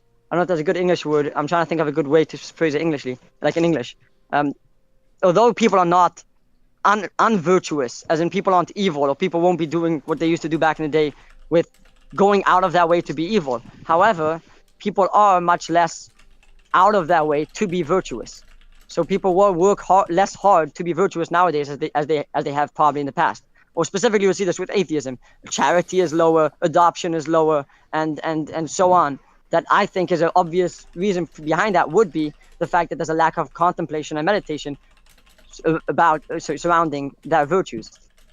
And now I'd like to dedicate, now that I'm able to finally respond to the point that you said, and I'm sure it's not intentional. I honestly don't think you being intentional when doing this, but there's obviously a difference between necessarily and the fact that it's going to cause overall, which is a distinction I made a few times that I don't think I even have to make.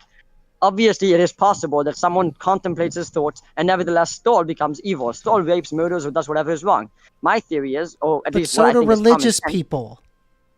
Of course, I was talking about a religious person. It is possible that a religious person contemplates his thoughts. Religiosity versus people can do unethical things, religious or irreligious. So I'm failing to see what is the harm of atheism.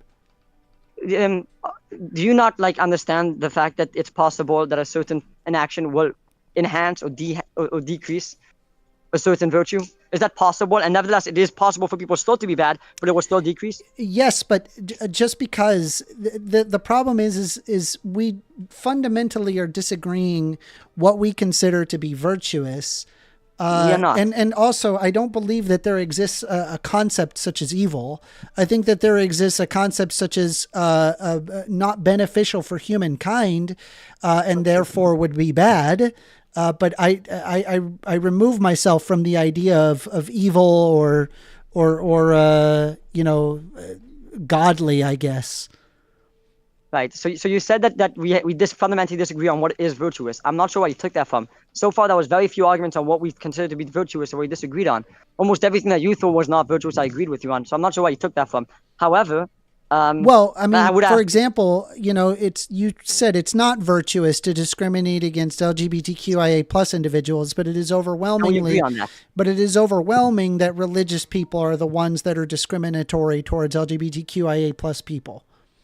which would 100% agree with what I said. You said, and I quote, like I'm not quoting, but I'm sure you could find it on the recording afterwards. You said that we have a fundamental disagreement on what is virtuous. Seems like from what we just said now, we don't have a Well, I mean, you disagreement. said like consistency is what you would consider to be virtuous. I disagree with that. No, it's right. Consistency is not. But that's not what I said. What I said is consistency causes the reinforcement of a certain virtue. My point is that a certain consistency reinforces the virtue. And then we have an agreement on what the virtue is. That doesn't imply virtue. That's true. That's like that. That is true. That is true. But you said that we have a fundamental disagreement on the virtues, and we don't. All right. So I'm not sure where you took that from. Well, as of right now, I feel like we're kind of going around in circles a bit. I feel like I have said my piece. You have said your piece. I don't find your current argument, which to me it doesn't sound like that you have like a coherent worldview.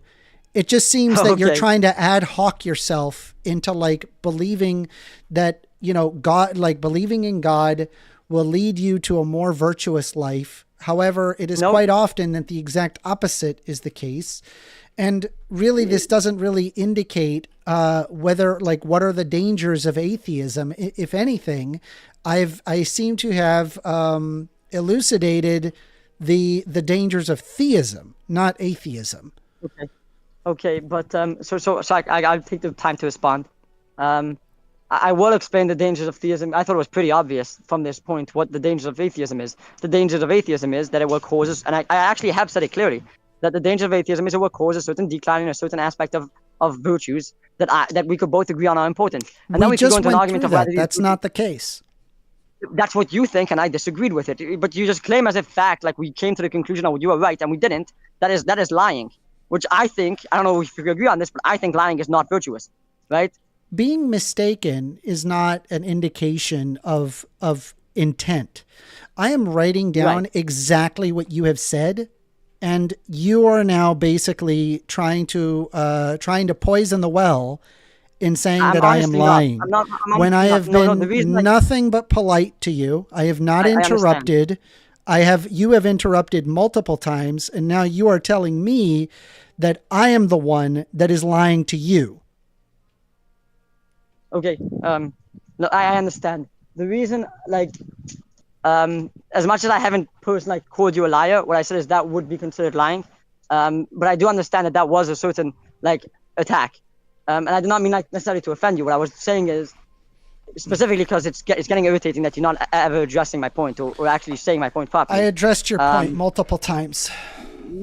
Okay, fine. That could be an agree to disagree. But the fact that you're like being super polite, I also don't fully agree with that. I don't think you're being rude. I'll be honest. I don't think you're being rude.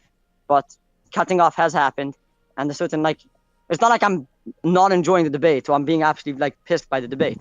But to present it as if I am just poisoning the well and that you are being super polite the entire time is not accurate.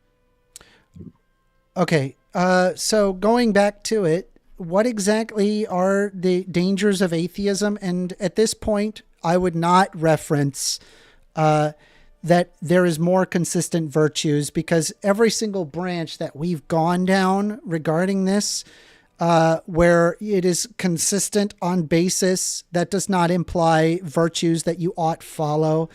And there are religious people that would say it is virtuous to discriminate against LGBTQIA individuals. I know you do not believe that, but the fact is that it is overwhelmingly religious people that do that. So just because you follow a religion does not inherently mean that you are more virtuous. I think this needs to be applied to an individual level. So what I need you to do is provide me an example of a danger of atheism that does not involve your idea of virtue.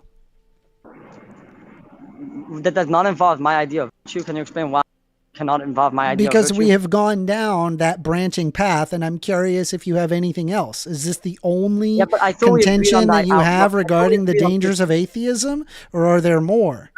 I thought there are more, but I thought we agreed on virtue, and I think we're relatively in agreement on what virtue is. No, I don't find it to be virtuous to follow a 2,000-year-old book. I think that secular humanism would lead to far, far better outcomes And the Right, idea so- that we should that we should follow this book, I don't see that it leads to better virtues, because the book says all sorts of horrible things and it has justified all sorts of horrible things. I would not consider it virtuous to follow the Torah, the Bhagavad Gita, the Bible, the Quran, any of these. Right. So we seem to agree on virtues but disagree on facts. Our virtues are the same. We both agree murdering is wrong. We both agree lying is wrong. We just might disagree on whether this exact case would be lying or whether this exact case is the way you interpret that case to be. So could we agree that we agree on our virtues? No, I don't believe so. Can you explain, please, why? Is the Bible the inherent word of God?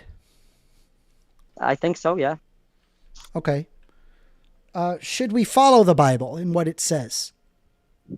Who's we? We, humans, people. Should No. we follow the Bible? No. But it's the inherent word of God. No, you shouldn't. That's true. Where Something does your can be my morality word come too, from? and you don't have to follow. My morality comes from God, not from the Bible. But the Bible is the word of God. Bible is also the word of God. That is true. So if it's coming from God, you probably should follow it. Not everyone. I understand. Did you not ever understand the concept? How else do you know I what am God so thinks, confused. I am not so through the Bible? confused. I don't know what else to. Do you got anything else? Okay. I think this is it. That's it. That's wild. Okay. Very bizarre. I'm grabbing more wild? water, but go ahead and explain yourself. What part is wild? Because I honestly am feeling like you're not So understanding how do what you I'm know saying, and what that's why God thinks? How do you That know would be a what bunch God of ways thinks that know, if not through the there would be a Bible? bunch of ways I can know, like different things that are also mentioned in the Bible, including the Talmud, and different like oral code Okay, that's so given to if us. when we're including, like, saying the arguments Bible, could we be- meant like religious texts, right? Like whatever religious Right. text you're following, because I don't know Right. what religious texts you're I following. understand, Daniel, but it's important that I make that distinction because I know he's about to quote verses from the Bible to then make his No, point. I don't So I think have anybody's to- gonna do that. But I'm asking you because you said I'm not you said quoting any the Bible verses. is the word of God, but we should not follow what the Bible says, which is a contradiction. Because you're saying no, we should No. only follow what God says. We should only follow God. But how do you know what God says or wants? Right. Do you Good have question. a direct line to God? Are you talking directly to God? Okay, great questions. So there are things that God can say, like God told Abraham to kill his son. That doesn't mean we all have to kill our son, right? There are things God said that doesn't mean we all have to do. And then there are different ways God can talk besides for just one book. So there are oral codes, and then I believe How? personally that there's a certain moral code given to all of us. Yeah, but it's like you're talking in so many generalities right now that I don't understand what you mean. You're just painting everything with an extremely broad brush. I need you to tell me exactly. I understand. I'll try Where going do you get? I'll try going Okay, to no. You need to say exactly, but don't be very broad. Well, be very precise, very exact. How do you know what God wants? Okay. That would get into details, which we will argue on, and it will be my personal belief as opposed to other there's beliefs. no that would be arguing. much I more- just want to know your opinion. This is not about arguing. My opinion, I my need to opinion. know Because I don't wanna exactly have where you're to- getting I this don't want from. to have to go into an argument. Okay, so where I would get my beliefs on what is right and wrong, personally for me, not for everyone, because I believe different people have different objectivity. Yeah, you don't need to say personally you know- for me. Of course, we are having this debate. We're not having this debate with anybody else. Just you. Come on, it's Just like me, I think you because I can don't think answer the necessarily question. you have to do what I do. I think you I can can, answer but I the wanna question, clarify. Lightning. You know, I'm but it's trying like to, but- you're not doing it though. You understand? Okay, It's like because- you keep saying things that I'm are gonna not an answer to the question. I don't They are, need because I don't you think to you have to do what I preface do. anything. I just need you to answer the question. How do Okay, I you don't think know you have to do what I do. what God wants? Right. So I'll say that. I know it based off the Torah, the rest of the Bible, the Talmud, the way it has been then passed down from generation to generation to the Jewish people.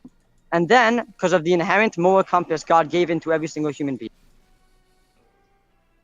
Okay, so Was that apparently that specific compass, everybody has it, right? So it's like if everybody has it, so. it's there, right? It's like we are compelled to follow it because everybody has the compass. So we can put the compass aside. What's left, if we remove the compass, is all the books that you mentioned, the Talmud, the Torah, the Bible, whatever, right? That's where we can tell exactly what God wants.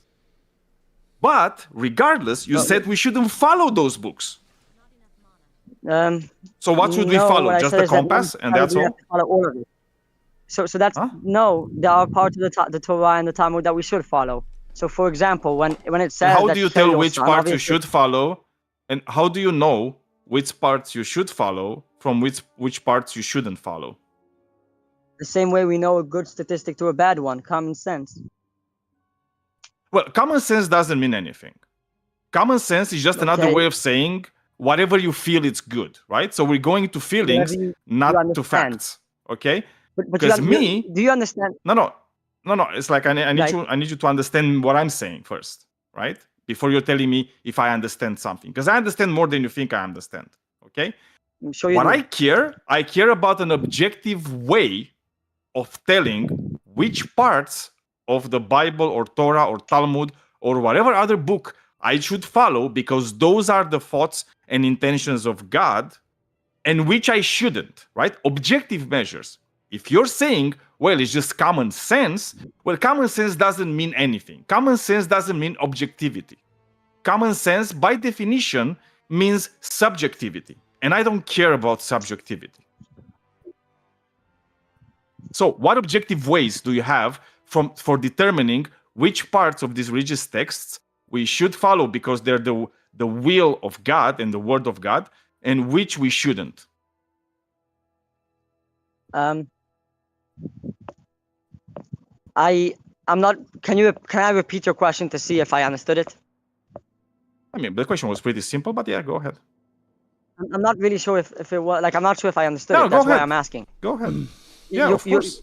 For some reason, I'm not totally sure why, but for some reason we are rejecting currently the compass, and if that is the case, then how would I know? Because you said I'm gonna repeat because probably you didn't hear me when I said it. So you said you mentioned all these books, and then you mentioned that we should follow the moral compass that God put in every one of us. So if every one of us has this compass inside of ourselves, that's irrelevant, right? Because everybody has it. We are compelled to follow it, that compass, right? And because it's a compass that God put there, it should always point to the true north of morality, right? So everybody has it. It points in the same direction for everybody. That's common. Sure that's true. We should just leave it aside. It's not true? Wait a second. That's not true. Is the compass that God put in me different from the one that He put in you? Yes? No, we all have the compass, but is it the same compass? We all have the compass. It is the same compass, but we could all, but we all have. No, but if it's the same compass, okay? Just let's take it one at a time. It's like He put the same compass in everybody. Does the compass show the same true north morally? I think it's probably like it's not like I'm a big expert on the compass, but it's probably more like a muscle. If you practice. You're on the line with First Amender. Hey, how's it going? What's up? Am I on live? Am I live? You are live. Oh, boy. All right. How's it going? What did you want to talk about? Because we're currently interrupting between Daniel and Lightning right now. Oh, are they also talking over? Like, well, I muted everybody. So they're just doing those. Okay. Well, I want to talk about anarchism being not the right, but the best way to run a society. Not run. Call me back. We're gonna finish up with Lightning and Daniel Hume, but call back, okay? Just listen in. What time? Or you want me to? I don't know. Just listen. Yeah, just watch the live. Yep. Thank you. All right, buddy. All right. Can use in order to determine what is the will of God from these religious texts you mentioned, like the Talmud, the Torah, the Bible? I'm not sure if there is, like for Gentiles, let's say, any more of an objective way than following like the compass, and then what I would say is like the 7 or 8 commandments given to. And like, how do I tell? world. Okay, so if you're Speak, saying the right? only way is for me to, okay, so you're saying the only objective way for me to determine which part comes from God and which part doesn't is by following the compass that God put in all of us. And you also said it's the same compass, right? So if it's the same compass that God put in all of us, and those books are the same books for everybody, and everybody can read those books, how come we are, as humans, getting to different conclusions when we are reading those books? How come that when you are reading a verse, you're coming to a different conclusion?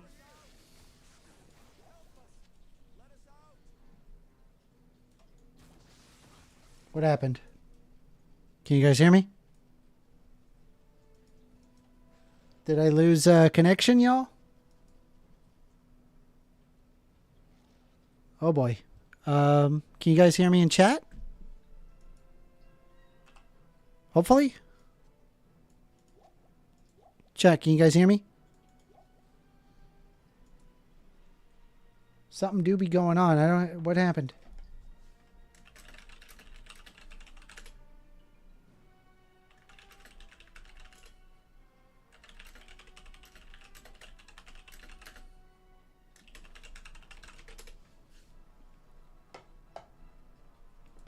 Base Golf Flashy is saying to wrap it up with lightning.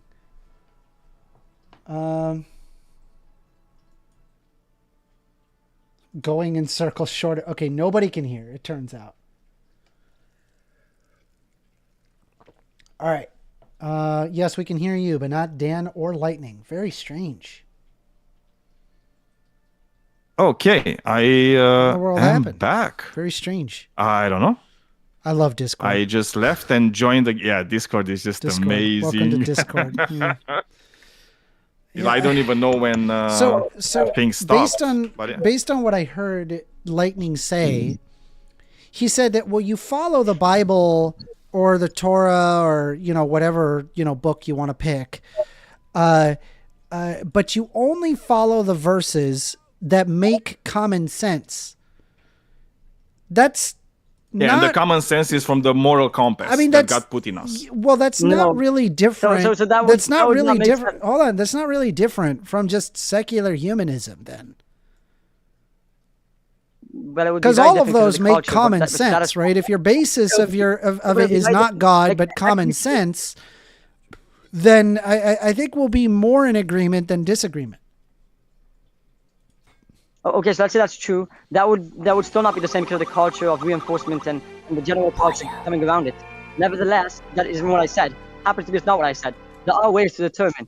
I'm not really sure why there's such a big emphasis on specifically any objective way of determining. Like everything in life, we always determine using common sense. Now to reject common sense, I'm not really sure. That's the problem with common sense. Common sense is not a good way to determining what is true. That's how you know everything. I mean, so here's the thing. It's not. That's the thing. It's not. All right. No. Well, so that's how you determine everything. Well, that's not how we determine things. I think at this point, I think what I'm going to do is that I think we should we should close it up for now. But I feel like I heard you out. And I don't find it particularly convincing. I still am not convinced of the dangers of atheism. If anything, this discussion has illustrated to me that there appears to be more danger with theism, not the other way around. But I will leave it there. But I always like to give my interlocutor the last word. I always like to let my interlocutor give the last word before we close up. So go ahead. Okay, what I want to agree with you on is that I think we both made our points. So I think like our points are out there, and anyone who wants to be like honest, like I do hear your point. I'm not like sure if you do or don't hear my point, but I want to first address what Daniel said, which is that's not what I was actually arguing. My argument isn't that there is no like way of the or not, but there is like a metaphorical verse we can all know, right? And we can all understand that it's a metaphorical verse and you can't take it literally. And there will be ways that we could scientifically explain how to determine and how not to determine, but there would be rational ways, mostly using common sense, that I think we could follow. That would, my main point that I will address to you would be that I do think that a certain religious structure will force the virtues more than a lack of religious structure, which will explain the lack of charity in recent times, specifically amongst seculars. It will explain the lack of adoptions amongst seculars. It will explain a bunch of other things that seem to be on a decline, specifically among seculars, divorces or whatever that would be. And that's my main point. If you want to respond, you can respond. I don't want to continue too much, so.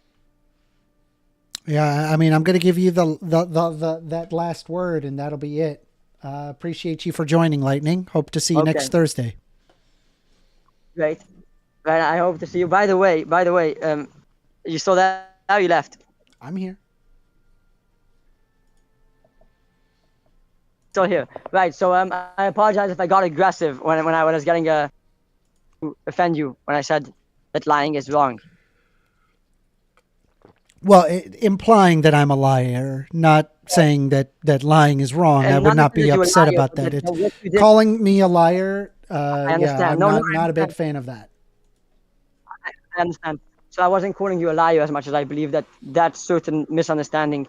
I don't know, like, I'm not going to judge your character, specifically since I don't know you, and on average you seem to be relatively good faith, but a certain amount did come across to me as lack of, like, I would like trying to understand what I'm trying to say, which is like a subtle form of lying. And that doesn't mean you are a liar because you lie, or because you happen to have a certain form of subtle not intending to understand in good faith. Doesn't mean you are a liar. And I don't gotcha. Like, if someone told me I'm a liar, I wouldn't be like pissed at the guy. I don't think that's like such a harsh offense. Yep.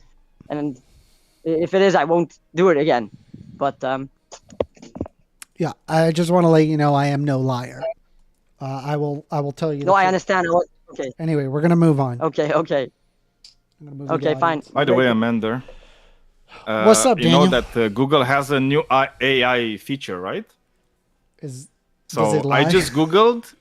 Yeah, no, I don't know if it does, but I just Googled how many people were killed in the name of atheism in the history of humanity.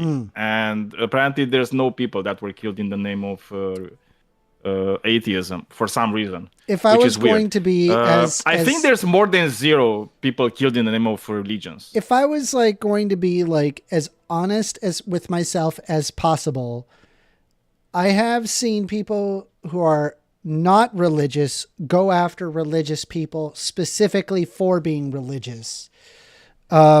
Whether or not that predicate is under the basis of the ill religiosity or their religiosity, that's a different discussion. If I'm not mistaken, but not in the name of atheism. Happened. No, I mean, it could be, for example, like that was the case in Russia where they went after because religious people. Because of the ideology, right? Yeah. It's like you have this ideology of like communism, the way they saw it. And they saw the other ideology, which was like Christianity, being somehow, a threat, right, to their consolidation of power, right? And with the moment you see that, you're going to take action, right? And the way they took action is by killing a lot of people. Well, as of but again, not in the name of atheism. As of right now, I just opened up the phones. So there was somebody earlier that had called midway through the conversation. So I would like to hear out what they have, what the person who called had to say. I think they wanted to talk about anarchism to me. If you could call back, the phone is open. If not, we could take on the next person who is raising their hand. It looks like we got Flashy here that would like to speak. So I'm going to give you like 30 seconds. And if you do not call within the 30 seconds, I'm going straight to Base God Flashy. So we're just going to quick set my timer. Oh, there's the phone. By the way, Amanda. There's the phone call. Do you know Yu-Gi-Oh? Do you hear it, by the way? No. Do you hear it? Like on my stream? You don't hear it? Let me see. Hold on. Oh, yeah, I do. Okay. You are on the line with First Amender. How you doing? Good. How about you? Good. What did you want to talk about? Yeah. Well, anarchism. I think it's the. I think anarchism is the.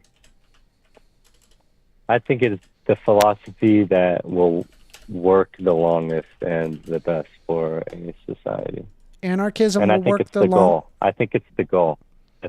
I think it's everyone's goal, honestly, anarchism. I don't see it not being everyone. I think it's everyone's goal deep down inside, you know. But I think people just think we aren't ready for it, you know. But I think we are. All right. So is your point of this is that anarchism is the goal of any society, or it lasts the best, or is the best government? What is your claim? Well, it's not a government. The It's lack a relationship, thereof, or really. But I think it's the goal of any society.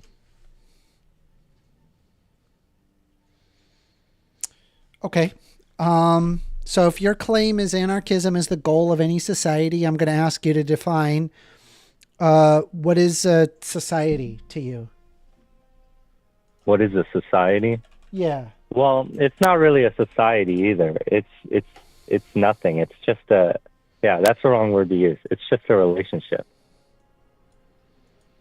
So Just a group- it's just a anarchism is the relationship of goal of people. any relationship. Of any people, of any race, of any So civilization. anarchism is the goal of all people. Yeah. Well, it's not the goal of me. Yeah, do you want are you advocate of full freedom? No. No? No. How come? Well, because I think that there needs to be certain restrictions in order to have people live out a better life. Like what? Building codes, traffic laws, You need building codes. Environmental you need building codes regulations. to live your life. business regulations. Why? But why? Why do you need building codes to? So I Live your don't life. die in a building because of shoddy workmanship?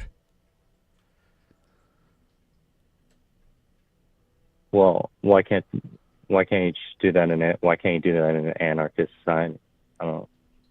Because there's no regulatory body that says you can't Have do you heard that. of a?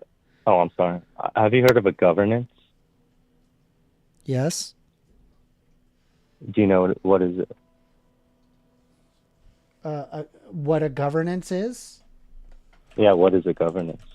I would imagine it's like a group of people that No. tell people what to do. No. Oh, A governance is a private company that will set rules, not set. Yeah, it'll set rules, and people can, like, kosher. Kosher the food, kosher food. yeah. Kosher food. Yeah, I know kosher food. When sure. you go get kosher food in a grocery store, there's a symbol for kosher Yeah. because it's better food, it's better quality. That's a governance. There's a company that is approving quality, not a government, a company that will approve quality, and people will trust it with their dollar, and they'll do the research, see if it's actually good. So a governance. That's how you would. Okay, well, so if That's a how you would fix the corporation building. is That's so how if you a- would do that with buildings. okay, Can you so imagine that? so Can let's you say imagine that translating though? well, so let's say that I'm that building, right? And I want people to live in that building. And as I was building it, I gotta tell you, man, I kind of cheaped out on some of those parts. Well, what's stopping you from but doing that in a government? but here's the thing, right? I didn't tell you about it. Right? What's I just stopping you from say doing that? that it's fine, right? But it's Okay. it's not fine.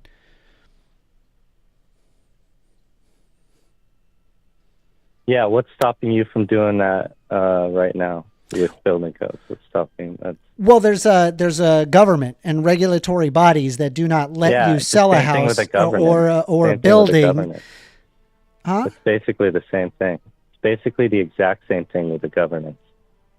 That's what I'm trying to say. So It's what's just the not a difference government doing between, I guess, a government that I'm referring to versus a governance. Well, right now with a government, I can't choose. There's taxes. I cannot choose. That's what makes a government a government. Would you agree that's what makes a government? Taxes? No.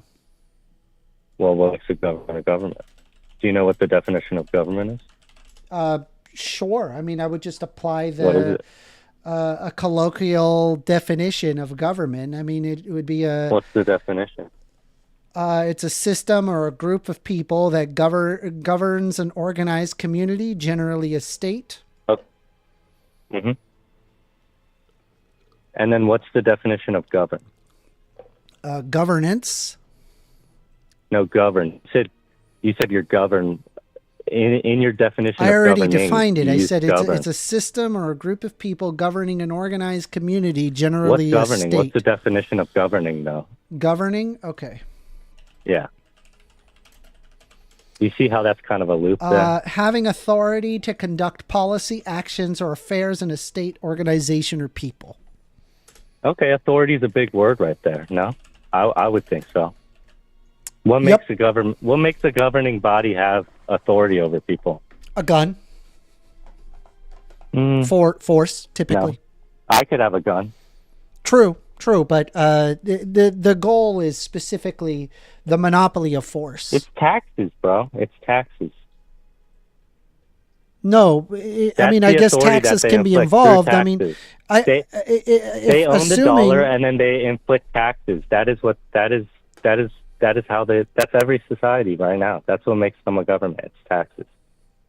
I don't know how this is a fact. I'm not even. I mean, do you believe that shouldn't be a debate. Is it? Well, I the only reason why I'm disagreeing with you is like perhaps it is possible there exists a society that doesn't use money. They use something else. I mean, it could be labor chips or I mean, societies like this have existed in the past, and something like this would not be an example of like taxes. What makes a government is going to be ultimately the monopoly of force. Yeah, but you can have a government without force, or without monopolizing force. How so? With taxes. Okay, but let's say, I mean, here's the problem though, right? Me and my buddies, since the government has applied no force, we're just no. We're not gonna follow it. You said monopolize force. Yeah, no, I agree with you. It's a monopolization of force, which allows the government to exist. Yes. If you don't have the monopoly of force, then the government is ineffectual. We could take over the government right now. They don't have a monopoly on force. We have more guns than them. Yeah, we could. No. Afraid not. Yeah, we could. Yeah. You really think that? You really think that? I do. Yeah, I do. Really? Yeah, I think like if everybody stood up against the United States military, there's really, I don't think anybody could, I don't think Well, we could, no, we could you're in telling theory me, stop them. so you're telling me the people in the military are going to kill their families? The people that they're fighting for? I mean, to me, it sounds like that we're going down a kind of like a weird line of. What are you talking about? I do want to have a back and forth. Right, I've been very polite with you. I'm sorry. You're right. All right. So I wanted to delve back into your idea. Like you said that the anarchism is the goal of all people, but it's not my goal. I don't feel that society gets better when there is the lack thereof of government. You asked, why would you need, and I said, well, I mean, I like the idea of traffic laws and building codes and regulatory agencies that tell you what you can and cannot do. I want the streets to be relatively safe. These are all necessary in order to have like a working society. And I feel that with any anarchist system, whether you pick, say, a libertarian anarchist, right-wing libertarian anarchist state versus left-wing anarchist state, really just, in my opinion, just ultimately results in Mad Max, because there's a lack of a monopoly of force preventing from warlords from taking over. Well, there can still be security. What's stopping them from having security? Well, there's security in Mad Max. It wouldn't be monopolized. It would be capitalized. Well, but I don't want that though. Market. I don't want a bunch of warlords fighting over territory. I would rather there be a governing body that has so much force that even if you got together with your friends would fight, I don't find that to be a better society. That to me, that just sounds like Mad Max. And what I would want to live in is a society that has a government that has a monopoly of force that enforces people's basic rights. So that way people can just kind of live their life as they see fit. Okay, well, listen. What is stopping a company from just right now in an anarchist society relationship of people, and what's stopping company? You're saying they're going to be warlords. What does that even mean? You're saying they're going to be warlords. What does that mean? A warlord would be like somebody that is able to exercise military, economic, or political control over a region, one without a strong centralized national government. So like they control a particular region. We have that right now. No. Yeah, we do. China, in the United Russia, States, America, we're not in Somalia, North Korea, right? South Korea, Japan. I can name all these. No, Every single they have country central bodies that have have militaries and they have control over their land. If you decided, well, me and my buddies, we're going to get together and we're going to start gunning down people that go against us. Well, what would happen is that the military would show up and kill all of you. Right. And then society would go back to normal because that's the monopoly of force. If there is the lack thereof, then there's really nothing stopping a group of people from banding together and killing all sorts of people. Right. And So it just argument, ends up with Mad Max is my problem. It's Mad Max. Let me just get your basic argument, because you're trying to say that without authority, everyone's going to start killing each other. Is that what you're saying? Yeah. You would start killing people? Would you start killing people? Me personally? No, I would not. Oh, well, what about the other guy that's here? Let me ask him real quick. Let's just get a third opinion. Daniel, do you hear the stream? Yeah. I mean, I might. Let's just see if we can get 100%. How easy it would be. Daniel says he might. He would start killing people? Really? He said he might. Yeah.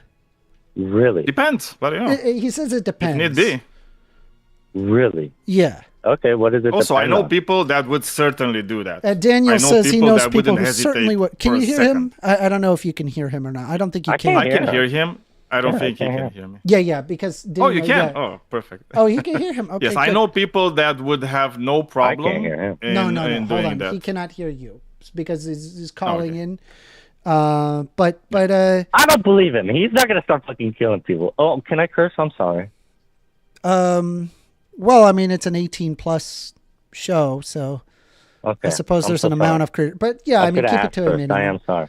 I'll keep it to a minimum. That's my first one, so I'll keep it to a minimum. Yeah. But, I don't think that guy's gonna start killing people. I'm not gonna start killing people. Every time I have a conversation with people, they always say they're not going to start killing people. I've never heard one person say they're going to start killing people. I'm just saying, I do not understand this argument where people are just going to start killing everybody. Well, so I honestly the do issue not. is and, that... and do you know why? Because, listen, you can have a monopoly on force, but we can also have private force. I don't understand the difference. Honestly, either way, it's private. To be honest, our government is a private company. If you really think about it, it's the most complicated private company to ever exist and the biggest. If you really think about it, it has a board of directors. If you really think about it, it has a CEO. Right now, we live in an anarchist society, to be honest. I just want to shrink it down. That's my argument. Yeah. Because right now, if you really think about it, it's an anarchist society. We just, not really. Kind of. It is. But Listen. Wait, There's if going it's to an be anarchist private society, companies he where doesn't want to on change your anything. phone, I think I can imagine it right now. On your phone, they work with the private company, phone companies, and these police force companies, private police force companies or security companies, and it's just an easy button on your phone, or So even like is it a fair to side say button on your phone that you just got. Hold on. Let me finish. A side button on your phone that you just have to click like 6 times, so that it's make it 10, 15 times, so it's hard to do, and then. And then it's like, listen, if you're in this area, you're safe. If you're not in this area, you're not safe because we're not in that area as a private company. I mean, to me, that so, just... you have... Hold on, let me finish. I'm sorry, I'm going off, I know. But you don't have to respond to anything else before. You just have to respond to this private company thing, this security thing. Yeah, I already have a response for you, but go ahead and continue. I'll let you finish. Okay, let me finish, though, so that the people can hear you. See what I'm saying? Just because maybe I'm convincing anyone else but you. But, man, now I'm... See? All right, go. Whatever. I lost where I was. Okay. Have you ever heard you of... see where I'm going, though. Have you ever heard of the Banana Republic? No. I've heard of it, but I don't know much about it. Yeah, I mean, I don't mean the clothing brand. No, I know. It's a place. Oh, yeah, okay. So... What do you think I'm... Come on, man. Well, to me, it sounds to me that effectively what you could be arguing is, I mean, we could look at this an example, when government steps out of the way and allows private corporation just kind of, take over the region. I don't know. I'd have to look into it. Yeah, I mean, well, that did happen under the what's called the Banana Republic. Completely no rules, nothing. There was nothing with it. Well, I mean, there were rules. You needed to collect bananas. Okay, then that's already not anarchist. What are you talking about? Well, but no, you said that if the monopoly of force was just put onto, not governments, but a governance, right? You said that a government has to do with the monopoly of force. You said here, right? Like what ended up happening in the context of no government is that the multinational corporations replaced the role of government. So which meant that the foreign powers influenced and directly controlled the national decisions. And specifically in Guatemala, the U.S. helped orchestrate a coup in 1954 to protect the United Fruit Company's interests. What ended up happening is that the public institutions that used to exist stopped existing. It only exists as effectively a facade. They weren't actually there. Elites and military leaders, they were able to enrich themselves while the populace suffered. This also created additional bribery, nepotism, and election fraud. And things such as the functioning state, roads, schools, and hospitals, all of that deteriorated. Justice systems were non-existent. Citizens resulted in turning into gangs, militias, or corporations for protection and services. And there were coups, military juntas, and paramilitary groups, very common. Freedoms like speech, assembly, and press were curtailed, and dissidents were jailed, disappeared, or killed.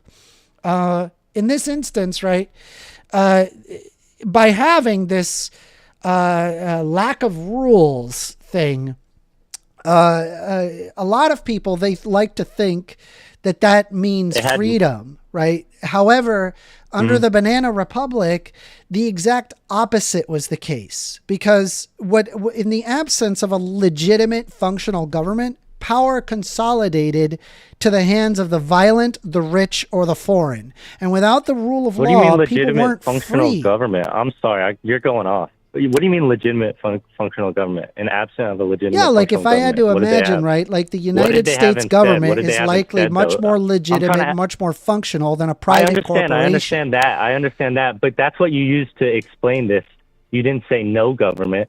So what is it? Is it no government? Like, I'm not understanding. I don't know nothing about this. What year was it? What culture do they have? We have a no murder Guatemala culture. In the 1950s.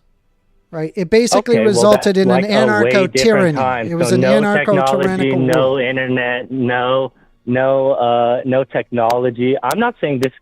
I'm not saying anarchism was always necessary. I'm saying it's the goal.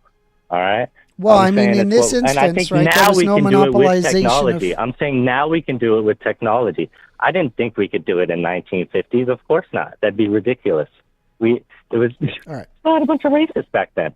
I mean, what are we talking about? There's a Well, bunch why of don't you? back then. Okay, with technology, explain how it would not devolve. I mean, you brought up an example into, that I have. Hold on. How would it not devolve into Mad Max? Quell my I doubts. just explained it with the company. Well, and then you cut me off. Like, I don't know what you want me to say. Well, just explain it. I don't understand it. It Okay, doesn't make any sense I'll go to over me. it again. I'll go over it again, but you got to hear me out. All right, Okay. you got to hear me out. Go ahead. Because listen, people tend to put off anarchism like it's some ridiculous thing. People are just going to kill each other with zero basis. They just think people are going to kill each other. People could do that now.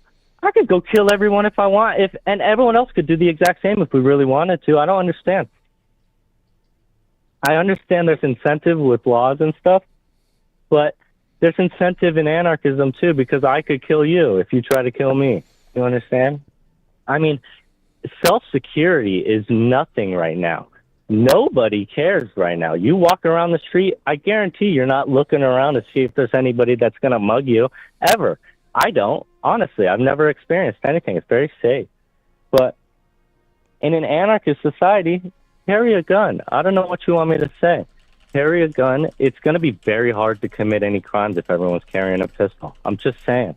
And then not even that, there's also going to be a company, a private company, that let's say will take over, not take over, sorry. We'll just like be able to look over the land of California, Arizona, Nevada, Utah, and Colorado. And because their law is in line. You see what I'm saying? And no, sorry, I'm just making it easier to imagine. But in reality, there wouldn't be these states. You see what I'm saying? All right? All right? I'm listening. It just doesn't. It doesn't sound coherent. It would really just cover regions. It would really just cover land areas in an anarchist society. What do you mean it doesn't sound coherent?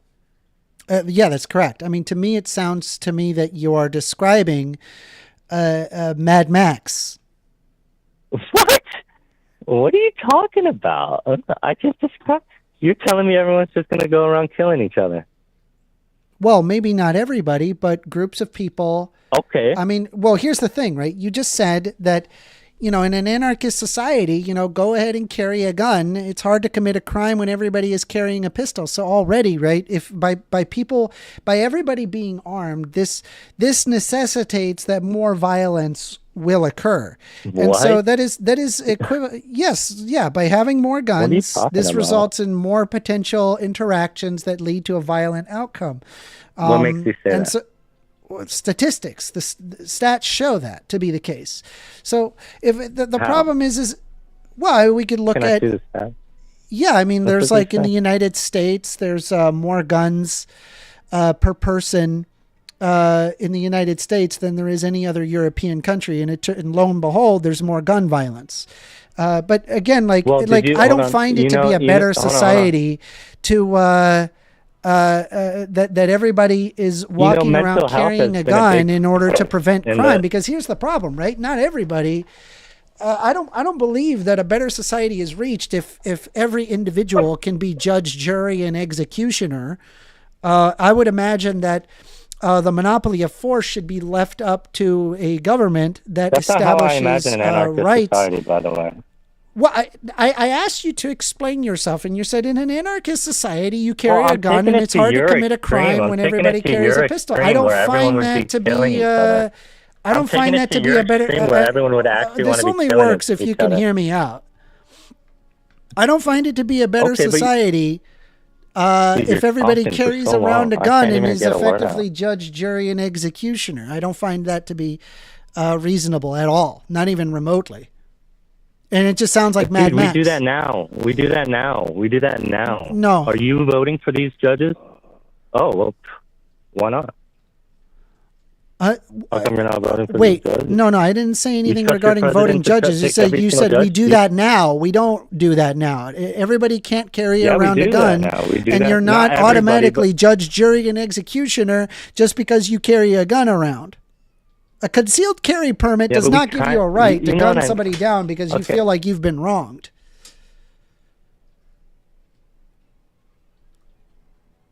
What? If you feel like that you have been wronged, you do not What? have a right to just go up and gun somebody down just because you have a concealed carry. Did I say you have a right? Did I say you have a right? Well, you said that in an anarchist society, you carry a gun. It's hard to commit a crime when everybody carries a pistol. So that necessitates that every individual can potentially be Did I judge, say you jury, have and a right to executioner. go gun people down, though? What are you talking about, dude? Did Well, I say you have a why are right you to do carrying a that? pistol? Did I You're say you saying have it's the hard right to commit do a crime when everybody carries a pistol. Why are you carrying a pistol? It's self-defense, dude. What are you talking about? Not to go attack a bunch of Okay. people. What are you talking about? Why would it be to go attack people? So It's I for walk up to you, right? We can do let's it say we now. both I can go carry get a gun. right now. Let's say we both carry a gun. I don't know, maybe for whatever reason I push you over. Right? Now you're on the ground. Right? Mm-hmm. Are you justified in pulling out your gun? No. No? Why would you be? Why would Maybe your you life be? is in danger. Why would you be? You can pull it out. Yeah, you can pull it out, but you can't pull the trigger. All right, so you pull out the gun, Don't pull the trigger. right? And What are you talking about? let's say Yeah, I you can take pull out your gun. let's say if you get pushed to the ground now. Hold on, let me say something. Let me ask you a question now. Hold on. yeah. If I push you to the ground now and we both have guns, do you Something's have the going right on to with pull the out your gun? sound here. I don't know why it's doing that. Hold on, give me a second. Let me see if I can figure out what's happening here. Oh, I'm sorry. No, you're good. You're good. Sometimes it just You're does. totally good. No, You're totally good. you're like sounding like buzzy, like No, there's a even buzz. when I was watching the stream, it was cutting every once in a while. I think. I don't know, man. Let me call you right back. You got good Let me call you Wi-Fi. right I got back. wired. I'm gonna call you right back. I'll call you back. Okay, you call No, me I'll back. call you back. Okay. Dude, always so fun debating ANCAPs. No, I was telling people in the side Is he chat an for a second. ANCAP or ANCOM? I thought no, he's an ANCAP. No, Okay. he's an ANCAP. All right, we're getting the call. All right, hold on, hold on. Anarcho-capitalism, if I know it. All right, you there? Is it good now? Mm-hmm. I don't know why it still sounds All terrible. good. No, I'm still having issues. Oh, really? Yeah, I am. It's let me see. Oh, no. All right, how about now? Maybe it's my headphones. Let's do it. Yeah, I don't know. It just sounds like there's like a weird buzziness, but it was fine this whole time up until now. Goodness gracious. No, it's my end. It's got to. Let me close the browser, reopen, and we're gonna try again. Okay, give me like 10 seconds. Call right back. Okay. All right, we're gonna try one more time. Sorry about that, guys. We're gonna open up Chrome. Get open fun. Okay, it's a new process. There's no reason why the sound should not be working. So hopefully he'll call right back. That's just Maybe it kind of fills the memory or something. wild. Just yeah, maybe. I just closed If out it's a of it browser completely thing. and reopened it. So hopefully it will. What browser are you using? Chrome. Well, yeah. It just here's the thing, I tried with the open phone, just like the actual app, and the app is terrible. It's terrible. It's got all sorts of problems. I can't use it. Probably. So I've been using the browser lately, and it works better. All right, here we go. All right, how about now? How's it going? Much better. Okay, yeah, I guess if that right. happens, I need to completely close out of the browser. That's okay. Let's go. I can always edit this. I remember what we were talking about. We're all good. And Yeah. honestly, I'm interrupting too much. I'm sorry, man. Okay. I'm realizing it. But listen, I'm getting excited, this is a good combo. First debate, by the way. I'm having fun. Listen. Okay, you said in an anarchist society, you push me down. We both have guns. Am I justified to pull out my gun? Just pull it out. Mm-hmm. I said yes. Okay. And I'm asking you, in the society right now, are you justified in the same thing? Does it go the same way, do you think? To pull out a gun if you were pushed out? Yes, you can do so. Then what's the issue? Oh, well, I was going to continue with it, right? You didn't have an issue at that point, right? You said you can pull out the gun. But let's say, for example, in that moment, right? Probably about, I don't know, 2 seconds. I take 3 steps back. Are you justified in firing? Why would you be? Well, take, for example, if you perceived that you were in danger, even though that you took 3 steps That's back. fairly ridiculous. Well, I agree. Yeah. I agree. But in the moment, right, it may not have seemed ridiculous. And so now, okay, you know, so I mean, are you justified in killing that individual? No. What is the decider of this justification? Yeah, whoever's around, whoever's in this friend area, you know what I mean? This area, because all these people know each other because that's everybody how it got was just together working. and they're like, Let me finish. All these people in this area are gonna know each other because that's just how it's gonna work. It's gonna be a safe. These guys gotta know each other. It's just how it's gonna end up working. Okay. All right, because that's how you feel safe. Everyone's gonna be taught. It's gonna be a much more social society. Or civilization, I'll say, group of people. And it's going to be everyone around. So do people see it, for one? Do people see it? Yeah, I mean, it was me and all my gang buddies. buddies. Then they decide. Okay, well, they're going to side with me. Huh? Well, because I had me and all my gang buddies. I mean, let's say that me and... you just happened to do this in the Scientology capital of the world, for example. And me and my buddies, as well as everybody else around you, they're all sci-fis. But you're not one of us. We didn't see nothing. Okay. Now what? Then, okay, what if that happened today? Well, what would happen is that there would be an investigation independent of my gang. Are you okay? In an anarchist society, what's stopping there from being a private company that can investigate into these things and has reputable credit sources and great. Has detectives? So the corporation has found that there was no wrongdoing. Okay, what's your issue? It just doesn't seem like a credible way to determine whether or not that there was wrongdoing. I wouldn't trust the corporation. That's what happens right because now. a corporation's design is profit incentive, right? So if it goes against its profit incentive, then they're just going to tell you nothing's wrong. Hey. Guess what? Oh. The United States government is a private company. It's a very big private company, and it is able to pay judges out. It's able to do that. And so are private companies that are big enough. They can do that too. So that can happen right now too. I don't disagree with you that there aren't corrupt things that the United States government can do. But if I had to put my money on which one would likely be more corrupt, the private corporation that has a profit incentive versus the United States government, I'm putting all my money on black, the United States government. Dude, okay. You're telling me the United States government has no profit incentive? That's what you're telling me? No, they don't. They collect money through taxes.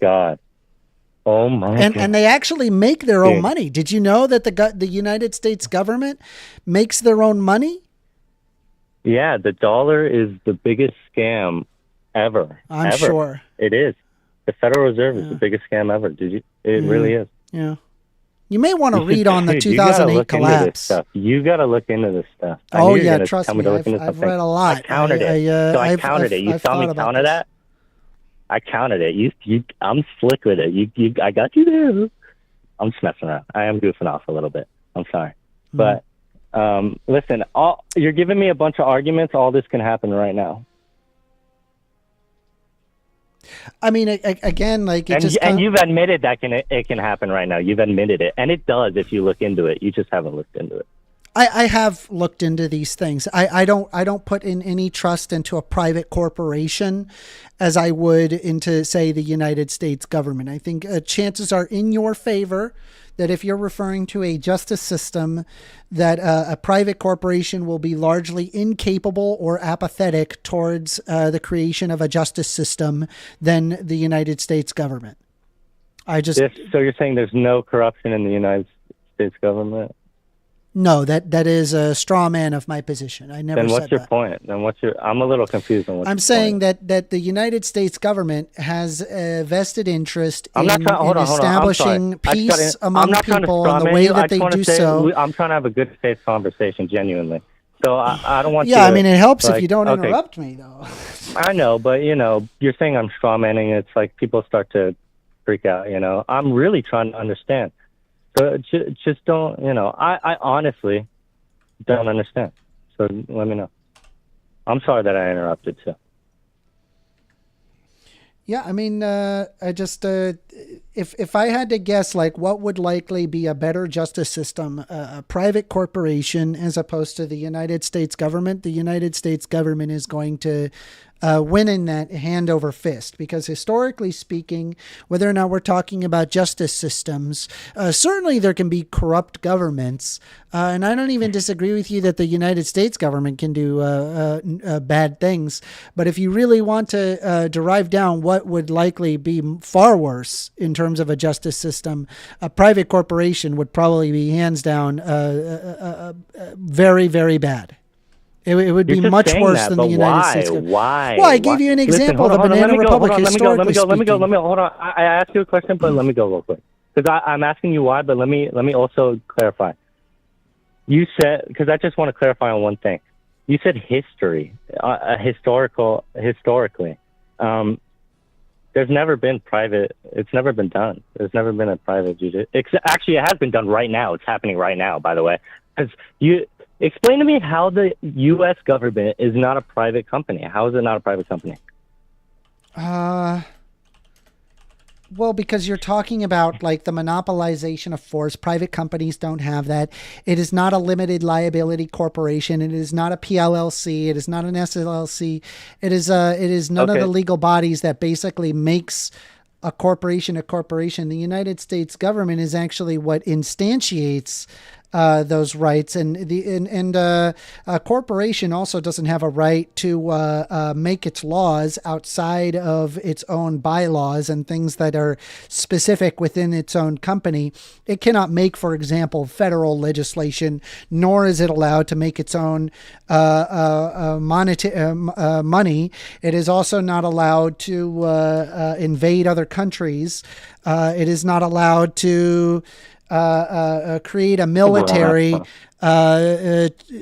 yet none of these things, but the United States government has those capabilities. It can do, a private company could do all of that. It could make a credit system. It could make its own money, a credit system. It could have a security force. It could, what else did you say? Yeah. Dude, you go on for so long. I'm sorry. What did you start with? I mean, like... Oh, it can have policies. You started with laws. It can have policies. Yeah, like, it can uphold laws. It can protect rights. It can manage public resources. It can do all this stuff. A private company can do public resources. A private company can do that. But I don't want a private company to do those things. You're just changing the names, right? Because a private company is ultimately beholden to its profit incentive and shareholders. So if it has a way that it could increase its profit incentive and shareholders, regardless of whether or not that it harms people, is independent as to whether or not that it makes profit. Hey, like those things don't always have to be synonymous. Congress is shareholders, private company. No, Congress does not have shareholders. Congress, yeah, they do. They get paid hella. They do. No. You know how much they get paid? They get paid so much. You know they do. Well, I mean, they get an amount of You know they money, do through a stipend. Honestly, they know- probably make more money policy, off of their book through deals than they policy, do actually from the Hold government. Listen. Let me explain. Hold on. Let me explain how it works, though, because it doesn't seem like you're informed. Let me explain. I don't mean that in a bad way, but what happens is Congress will enact policies ahead of time, and not ahead of time, and they'll put money into certain stocks, like millions of dollars or hundreds of thousands of dollars into stocks. That's why they have millions of dollars. Look at their net worth and how much they get paid. It doesn't make sense. They put it in these stocks. Yeah, and I've then, explained it's book deals. Hold on. It's quite often it's licensing deals that they make money on. So that's equity. What are you talking about? There's also a bit of insider trading in there as well. I mean, private companies do the same thing as that. You can't sit there and say that the United States government is a private corporation. It's not. And based on your original argument, right? We've driven so far away from your original argument, saying anarchism is the goal of all people. I mean, can you at least concede that anarchism is not the goal of all people? I mean, I'm one of all people. I will say I could have worded that better. Let me see the right way to word it, because it is a hard thing to word. I don't know how to word it specifically. Yeah. I got to figure it out. Okay, so can I think for a second? Can I think for a second? Yeah. Do you just need a moment? I appreciate that. Yeah. Let me think for a second. If I don't figure it out, it's okay. I'll just take like 1 minute. 1 minute.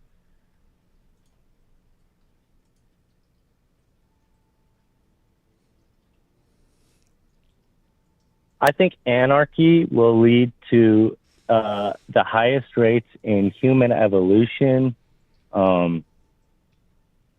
success. I think morally, it's the most just.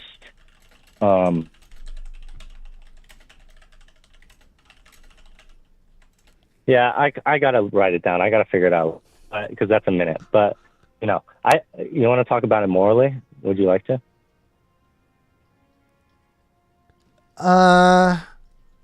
Like most, you think it is the most moral? It's the most just.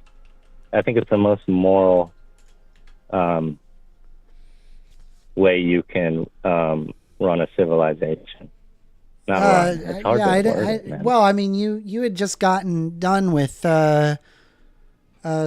saying that if everybody has a gun, everybody's gonna be polite. I mean, like we've had, like, for example, the Wild West. I mean, everybody is armed. I mean, we're seeing lots and lots of dead people.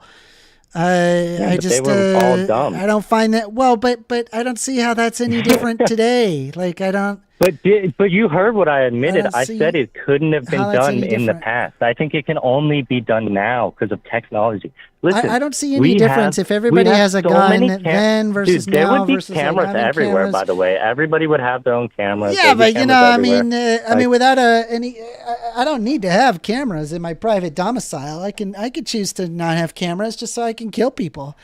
And you'd be none the wiser. And you know what? Nobody's going to be there to investigate anything. You can do that now. What do you, dude? No, the government comes, right? They come to your house and then they take your stuff, and then they put you in a box.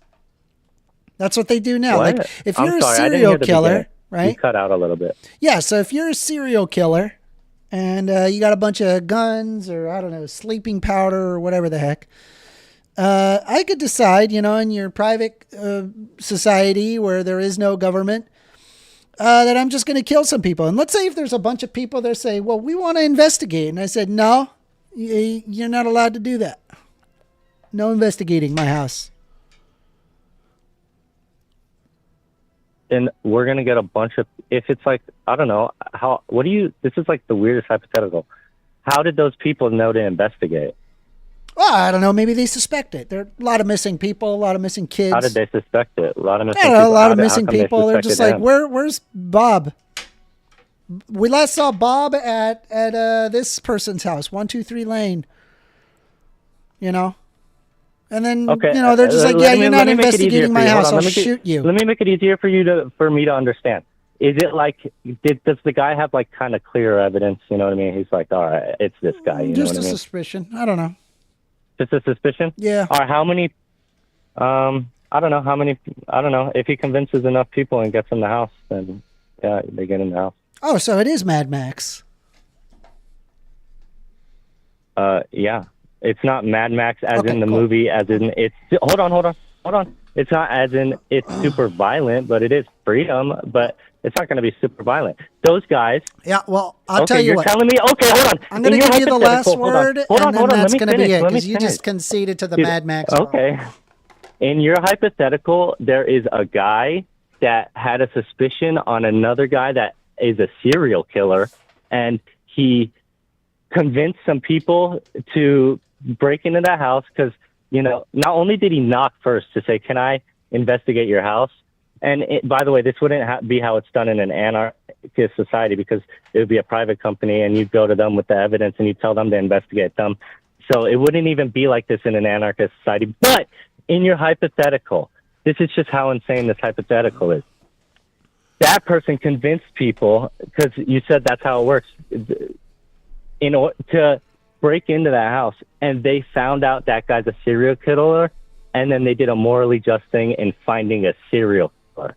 So that's your hypothetical, where in a society it actually worked, and they found the serial killer? Like, what are you talking about? Well, Do you see? because Do you see how ridiculous that is? they might not be a serial Oh, killer. I thought it was the final word. You don't And, want to look ridiculous, huh? You don't Oh, wanna look fair enough. ridiculous. I No, thought it fair was the enough. final word. I'll let you finish. That's it. That'll be that. Yeah. All right, Have a good buddy. have I'll a good call you night. back, though, because I have other debates, and I thought this was very fun. I don't want to be like an asshole, you know what I mean? I thought this was very fun. Yeah, I appreciate it. Thank you. Yeah, hey, listen, man, you're doing a good job, honestly. I think this is a really cool thing you're doing. Like, I think it's pretty awesome. Like, honestly, I think there was some guy the other day dicking on the name. I think it's a very good name, because it's pretty intriguing, there's nobody doing it like you, if I'm being honest. I don't see anybody doing it like you. I can't believe you're not bigger. Honestly, dude. Well, I appreciate that. Well, give it time. It'll happen. What do you think is the reason, though? Come on, real quick. Real quick. I don't want to end it on a bad note. I'm a pretty combative Honestly, guy. because I think you should keep doing that modern debate stuff, because you're doing really good. Okay. Well, I don't understand why you're not bigger, for real. Well, you got your own technique, too. You got your own, especially with the gender thing, you got your own. I understand why you think the way you think, honestly. Other people, I don't understand the gender thing. I understand why you think that way, honestly, dude. fair enough. I think you're a very genuine person. I don't think you're like some people. It's like, is this guy working for the government? Even on the Republican side, it's like, is this guy working for the government? You know what I mean? But I don't think you're working for the government, dude. But good shit. Appreciate it. Thank you. Yes, sir. I'm not All working right. for the I'll government. call you back eventually, maybe. All right. Bye-bye. Oh, thank God. I don't want you coming to my house, buddy. All right. Getting revenge on me. All right. Yeah. Fair enough. All right. All right, buddy. Bye-bye. Well, the good news, Amanda, is that if you convince like 20 people, you could go to his house.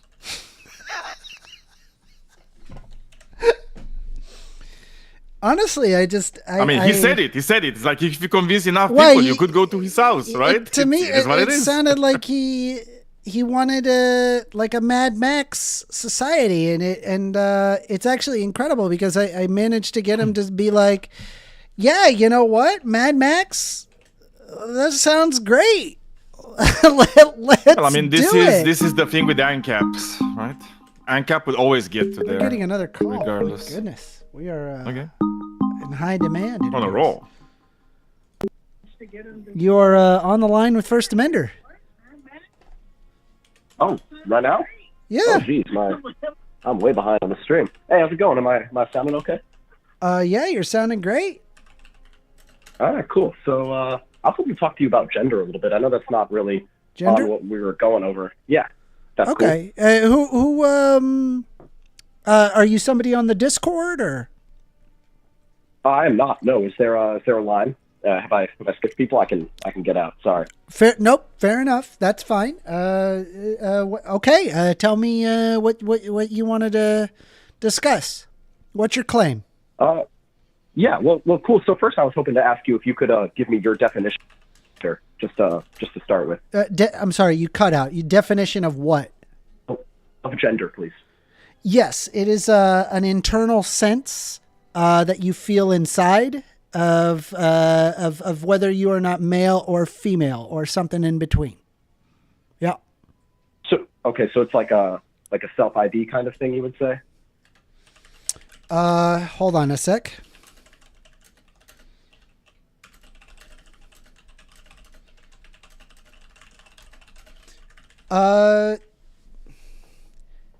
Yes, I mean it is effectively a self ID, sure. Okay. How do you escape then, like the kind of like conservative like debate trap with like the what is a woman thing? Like how do you get out of that circularity? Yeah, so it's either you can say it is an adult human female if you're referring to sex, and Right. if you're referring to gender, it's an internal sense of how you feel inside. Okay. I guess. All right. So then, can I give you my definition? Sure. Okay. So I would say it's a pattern of behavior. You know, like I think it's not just the internal sense. I think that's necessary, but not sufficient. I think it also in like an associated cloud of like mannerisms and behavior that like we classify as kind of, I guess it's basically like femininity is what we call it, but like womanhood. You know, I think that's like an embodiment. I think it's something beyond just self ID. Do you disagree with that? So I think what you're doing is I think what you're asking whether or not that my position is self ID. I do believe it is self ID, but I also believe that self ID is predicated on biology. As in, it has a root in biological determinism. So it is really? not something as simple as behavior. It is an internal sense of how you feel inside. And for most people, the sex matches the gender. However, there have been known understanding in endocrinology, in neurobiology, in embryology, as well as biology, this internal sense where it doesn't actually match with your external genitalia. Of course, yeah, that would be like a trans person. I would never, right, like that. I know that exists, of course. Are you saying that there's a biological basis to someone's self ID? Is that Yes. your position? You would say? Yes. Oh, interesting. Okay. All right. Well, is that borne out? And do we have like studies on that we can do. identify between like a female brain and a male brain? We do. Yes. Oh God. All right. I'm super uneducated. All right. Never mind that. All right. Well, thank you. I appreciate it. All right. No problem. That was fast. I'll see you, dude. Yeah. Sorry.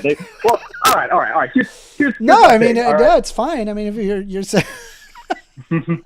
So I expected you, because I feel like when I've heard you debate this in the past, I feel like you've been very, very careful to avoid any like conceding to that self. I expected you to deny the self ID thing really vehemently because it like allows a conservative debater to like get into that kind of that circularity argument that's like very much a dunk. And I find like leftist people try to avoid that. I figured you would say something like a woman is it's like I guess I expected you to say it's a pattern of behavior, like the sort of the Judith Butler kind of definition. Yeah. But you don't believe that. Yeah, I mean, the way that I've been able to tell people exactly how it works is because a lot of people, they're cisgender, it's hard for them to imagine it. But let's say, for example, and I bring this up all the time, is imagine you're about to go, you're a kid, you're about to go through puberty. I'm assuming you internally feel like a boy, right? You're a boy. Yeah. Yes. Male. Okay. And let's just say that for whatever reason, you got gynecomastia. I mean, God is playing some cruel tricks on you, and you have gynecomastia. Gynecomastia means that you're going through puberty and you're growing breasts. Yeah. Yeah, of course. Yeah, I know. So under that position, you would probably feel like how you feel internally is not congruent with how your body is turning out. And that feeling, that's gender. Okay. It's an internal sense. Okay. I understand that. I wonder then, would you say a trans person who is not transitioned or has not become aware of their I guess their transness yet? Is that person, are they still the gender, they just don't know it, or are they a different gender before that point? Does that make sense? Did I communicate that at all? Well, their gender is not matching their sex, so they would be transgender. That's what that's what transgender means. To say your gender is not. Person who is. I mean, if your like internal sense, if you feel like you are a female when you are a male, then and you refuse to acknowledge it, I mean, you would still be trans because that your gender is not matching your sex. Okay. Yeah, I suppose. I was just saying, like, you would say that, like, that person has a biological thing in them that they're just not aware of. Like, it's okay. Oh no, they would certainly be aware of it. They would hide it. They would deny it. You don't think there can be a trans person who has not realized that part of their identity yet? Maybe, but I would say it's unlikely. Because this internal sense, the fact that it is there, you may find that you have a gender euphoria or dysphoria by expressing the opposite sex. Okay. What do you do for people like who do not feel a congruency with the opposite gender, that feel like I guess with like a non-binary person, how would you classify that? Is that also a biological reflection in their brain? Yes. Okay. Interesting. Yeah, it's the way that I've understood it is that it is not binary, it is bimodal. Most people land in one or the other, but it is entirely possible to have something in between. Yeah. Okay. I think that makes sense. All right. Yeah, no, I appreciate the conversation, dude. Yeah, no problem. You have a great day. Thank you. Yeah, appreciate it. You too. What'd you think of that, Daniel?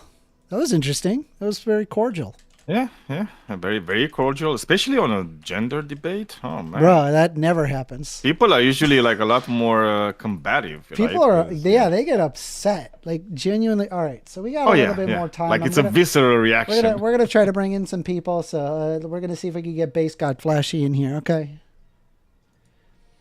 How you doing, Flashy? Yo, Amender, what's up? What did you want to talk about? I just wanted to see if you saw the clip from Andrew Wilson and the jar. You know about Jargate. Are you asking whether or not I watch Andrew Wilson? Well, no, not necessarily. It's just that the clip was so hilarious and so humiliating for him that I was wondering if you had known about it or heard about it. The jar? Yeah. Oh, I know what you were talking about. Wait, someone sent me this. Yeah. Yes. Yes, it was very funny. Okay, all you right. need to let me know what. All right. I'm gonna play it. Watch. Hold on. Andrew Wilson opening jar. Dude, someone sent me this, and I laughed so hard at it. I was like, holy, who sent it to me? Here we go. Hold on. Here we go. I got it right here. This is actually incredible. This video. So I'm so glad that you are talking about this. But yes, we're going to go over Andrew Wilson versus the jar. So if you're looking at my stream, I'm about to show you Andrew Wilson versus a jar. Mind you, Andrew Wilson likes to tell everybody on how to be a man, quite commonly, right? He's an alpha, if you will, a man's man. And so here we go. Ready? What is this music? I don't like it. Like, look at the. Oh, it's not even showing his. No, I need the full. We need the. Hold on. Let's see. Andrew Wilson versus Jar. What What is? there it is. Is this It's it? sped up. Yeah, but it seems slightly immature. It's a fucking stretch. It's a See, little. it is. I gotta grip it. Uh-oh, Andrew. You can't open it either. Well, dude, your hand reached the whole top of it. It's my hand in mine. Here, high five. Literally, it's like What? Why is it sped up? I put it in the chat. Just they literally put a All right, timestamp. cool. Timestamp. This is fabulous. The timestamp is called pickle jar. See, here's the thing, right? Like, I'm gonna get content ID'd because of this. But let me see, like how like. That's why they sped it up. Yeah, I need the exact moment, right, where he's messing with the jar because it really is an incredible moment. Let me see here. We're gonna do the faster version because I don't want to get content ID'd. We'll just deal with the fact that it's fast. Yeah, but it seems slightly immature. it's a fucking stretch. It's a See, little. it is. I gotta grip it. Uh-oh, Andrew. You can't open it either. He's like, I can't grip it. Well, your hand reached the whole top of it. It's my hand in mine. He's Here, like, high five. your hand greased the whole top of Literally, it. it's like feel it. Isn't that greasy? It was like that already. Yeah, Okay. no, it wasn't. You greased the top. Oh my Jesus, Andrew. If you can't open the olive jar, you gotta blame my Why would you hand. olive jar? If you're so strong. He is sitting there blaming her, saying that she greased the top of it, and that's why Andrew Wilson cannot open this jar. Okay, can I tell you something, Amanda? As a father, and there's somebody that is working around the house, right? Like including doing like kitchen work and stuff like that. I think only 2 times in my life did I met a jar that I could not open with my bare hands. Okay, and it was they were like jars that Yeah. have been like in some Were any like, of fucking them- place where they just Were any of them on the whatever had rust. podcast, and you have make your money off the fact where you're apparently supposed to be an alpha male? Did you go through that, I guess is my question. he has no technique in opening the jar. I'm looking at him. That's not a good technique. It's like that's not how you fucking. Okay, we'll grip it. Let's go. Because you need to apply pressure properly. Towel so I can dry the top of it off. Okay, one top jar. You're gonna dry the top off. Yeah, give her the paper towel. So No, I think you should do it, Andrew. You're the big strong man. There you go. Come on. Here, I'm gonna let you Mine have grease. About the paper towel. Oh, the burn, the burn. He's emasculating so much on live. Oh my great. goodness. Oh my god. The fat that's one of those tiny olive jars. Yeah. Yeah. I Not feel even a like big one. What the hell? I feel like I bet you I could grab that exact brand and open that jar. No, I got grip. If you think should. like I don't think I've ever had a situation where I could not open a jar. Yo, Mender, you know what would be hilarious? If you did that, you got that same jar, and then you made a video of you opening it. Oh, I have an idea. No, I got a better one, Amanda. I got a better one. Can I tell you my idea? You gotta No, because Bait got flashy is just bullshitting you right now. No, I got a much better one. What brand jar is that? I need to find that jar. Chats while they're working on that. Red Fox. Look at- Prioritize intent. For threshold exceptions, introduce consequentials to its Does he eventually open the jar? I want him to open the jar. Like, Yeah, he does a different. Does he Oh, open Andrew, I the greased jar? all it. There you go. please tell me he opens the jar. He's got a paper Red Fox, towel. thank you There's for that, no appreciate excuse. Fucking Fort Knox. philosophy book. Here, go. Are you kidding I me? got this. Pissing me off. Yeah, You'll get they the had same. to Come in get here, Jake Jake. the Snake to open it. How does he not open? Come on, you'll see for yourself.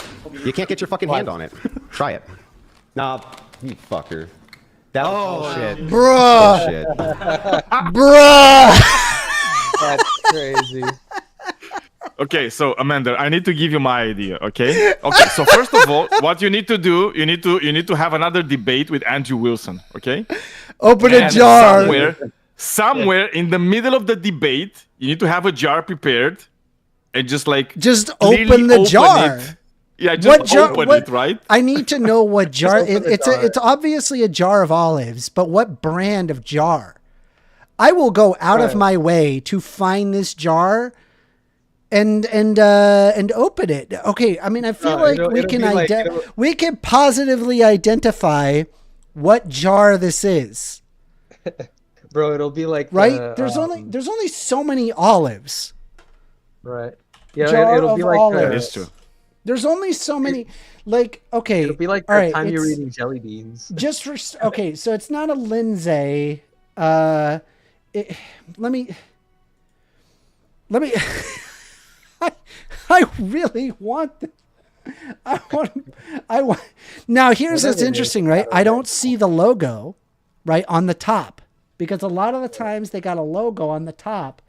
So what we gotta find the jar that's shaped like that, but does not. It's red top, and does not have a logo. Jar of. I'm going to go to the grocery store and go out of my way to find this jar of olives, and I'll open it on stream. I'll buy 5 of them and open them on stream. You know what you got to do, MJ? There's 2 different things you got to do. Like Daniel said, like next time you debate him, do it like when you were eating jelly beans that one time. Just open the jar. Just open the jar and start eating. Start eating the olives. And start eating the olives. You know, while you're answering. And then another thing you could do is make a video. No, but it's like, okay, so before you do it, it's like, before I answer, it's just, sorry for a second, I need to open this jar of olives, you know? So you need to say it so he understands what you're doing, right? Like you need to narrate the whole thing for him. He'd probably be like, okay, "Yeah, right. You probably pre-opened it. You probably." Okay, so on this podcast, it says it was a pickle jar. That's not a pickle jar. I don't know if it was. That is not a pickle. I mean, that's what they say. Okay, I'm looking at that. Those aren't pickles. Those are olives. Yeah, those are olives. That is not a pickle jar. Guaranteed not a pickle jar. Okay, right. Okay. Here's what I'm gonna do. I'm gonna take a picture. I'm gonna take a picture of it. It starts with STAM. STAM. Right. STAM. STAM. Dude, I'm trying to do like forensics here. I will wait. STAM. What do you mean STAM? Yeah, STAM. It says on the jar. So I'm watching the video right now, and there's a moment where she has like the jar towards the camera, and it says STA or star STA something. STA something. Let me look. Hold on. Star. I think it's star actually, not star. Star. It has 2 olives. One is green, and the other one is probably like a yellowish. You know what? I think you're onto something. Hold on. Let's positively identify the star olives, guys. We got the jar. We found the jar. And I will prove. Yeah, and I will prove it. That's it. Yes. It's a star. Yes, I found it. I found it too. So here we go. It's a Ready? Star. Here it is, right? We can go to a Walmart. Okay? I will go to a Walmart and buy this particular jar of olives. Right? and I will open That's the it. fresh That's the fucking jar of olives, and you can see the label. It's in the exact same spot. It's got the same exact color. The top of it, you'll notice no logo in the center. So that is the positively identified. I am buying this. Yeah, you gotta buy that, bro. I have to buy the star olives. I will go. I'll go. They're your favorite brand of olives. And we will. I'll buy 5 of these freaking things. Yeah. I was gonna say you should buy multiple of them, because one of the things you should definitely do, bro, is open one, make a video of you opening. Maybe I can even make one of them oily and try a paper towel.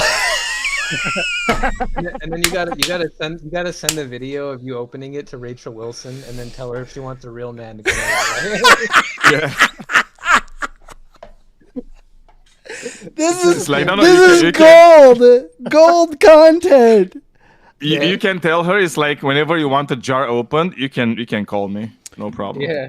And then all right, I'll be guys, there for you in your I'm time serious. of need. I'm gonna go out of my way. I'm going to buy 5 of these dang things. I will buy 5 of them, and we'll just open them one after the other. Like, come on. I mean, this is ridiculous. That'd be hilarious. Yeah, I just wanted to see if you saw that though. That is hilarious. No, that is hilarious. I'm so glad that you brought this up, because this is that is hysterical. We're absolutely doing that. Yeah, definitely. Yeah, thanks. Well, I didn't know about this one. All right. I didn't know about the what is it, like Jargate? We got just a bit of time remaining. A bit of time, very little. but we have just enough, I think, to get away with it. I'm going to bring in Mofal. Oh my goodness. What's going on? Give me 1 second, Mofal. Can you hear me? Yes, I can. Hold on. Okay. Mofal, you're being invited to speak. What's going on? How you doing? I'm pretty good, man. Pretty good. Happy to be on the show today. Thank you for inviting me. No problem. What did you want to talk about? Oh, I took some notes on what a conversation that was happening earlier that I'd like to talk about. It's kind of just not. It's not a big deal, but it's something to that we need to think about as atheists or as agnostics or whatever we are. There is a problem with within atheism that there is some people that don't have good parents or a good upbringing and or become very nihilist. I think we have a lot of nihilists in the camp of atheists in America, and I think it's a dangerous thing. I wish we had more humanists, but that needs to be those lessons and morals need to be taught, and they're not being taught. These kids are coming from drug addicted parents and stuff like that. So I think this was something that was we talked about before, where how do we have a successful secular society? I think in the absence of church, which, and obviously I personally believe religion is dangerous, but it does teach morals to children. I think religion is like good for children, but I think it's kind of like, I wish it was like Santa Claus, where eventually you realize it's kind of silly. Unfortunately, people aren't like that, but so I believe we need some sort of replacement for teaching morals. I don't know if that should be done through the schools, should be done through teaching parents how to teach that to their children. I don't know if you have any thoughts on teaching morals to children in an atheist household. Yeah, I mean, I would just kind of teach them secular humanism, but I guess like my concern is you find it to be bad that somebody is a nihilist. Well, I'm a nihilist, so how does that work? Secular, if you're a secular humanist and you believe in the good in humanity, you can't. It's kind of like contradicting nihilism. No, not at all. I'm an optimistic nihilist. Isn't that a bit of an oxymoron? Nope. All right. Well, I think that. Do you want me to explain it? Well, do you believe in a better future? Do you think we should work towards a better future? Sure. Do you think we should put a lot of investment in the future today? Yeah. Do you think that the schools should be responsible for teaching morals in the absence of church? I think so. Yeah. So do you think there should be some sort of change in the education system, like nationally, that we add more, maybe to especially for younger children, people in fifth grade and below, teaching instead of focusing on whatever they're focus more on morality.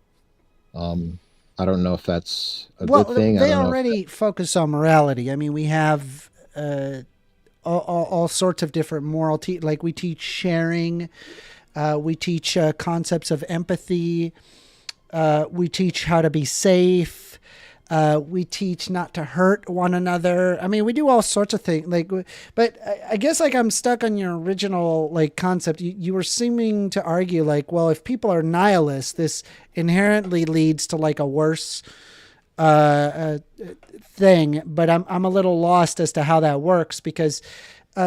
I think nihilism nihilism is all nihilism argues is that nothing matters. I think we as humans, what we like to do is we like to move towards things that makes the ape brain chemicals happy or satisfied. Do I think that needs purpose? Well, I think the problem is that we, as our ape brain chemicals do, we like to establish purpose because that brings joy to our ape brain chemicals. But that's really all it does, is that it just brings a level of satisfaction. But ultimately, it's just ape brain chemicals on a planet that goes around a sun, that is going around a galaxy, that is drifting throughout space, that will ultimately collide with the Andromeda galaxy, which it is likely nothing will ever touch us because of the immense distances between stars. All of those things, right? While I don't believe that there is purpose, what I do think is likely is that the fact that we are the stuff of the universe experiencing itself is really freaking cool. That's why I'm pretty optimistic about it, but I'm still a nihilist in the sense that there is no purpose. But so I think going on that point. Okay, so understanding that perspective, it is possible, right, to teach secular humanism and morals to children, including through schools, while still being a nihilist. So why don't you help me out? I just think a lot of a lot of parents are afraid of those terms. What terms? Nihilism implies negativity, I think, in a lot of cases. So I think it's a scary term that we should find an alternative for. I don't think you're a nihilist. I think you believe in a better future, and I think there's a different term for what you are. But I do think we won the lottery, man. When it comes to our little hands that can screw little screws together and actually make rocket ships that can get off planet, and having the brains to match, and to actually make those hands be able to do amazing things. I think we've, I don't think there's a God behind this, but I think it's kind of like we've won the lottery. It's a one in a trillion more, chance, one in 10 to the 90th power chance of happening. And I don't think life exists on many other planets. And if it does, it probably doesn't exist in a form that can absorb the galaxy like we can. A lot of people don't like my anti-alien view, but there it is. Okay, so think about it in this way. Let's say, for example, I roll, I roll, hold on, let me try it this way. I'm going to take here and I'm going to roll 10 20-sided dice, right? 1, 4, 5, 8, 9, 10. All right, the numbers that I just came up with is 5, 8, 1, 4, 16, 9, 15, 16, 5, and 9. What is the chances that you're going to land those numbers again?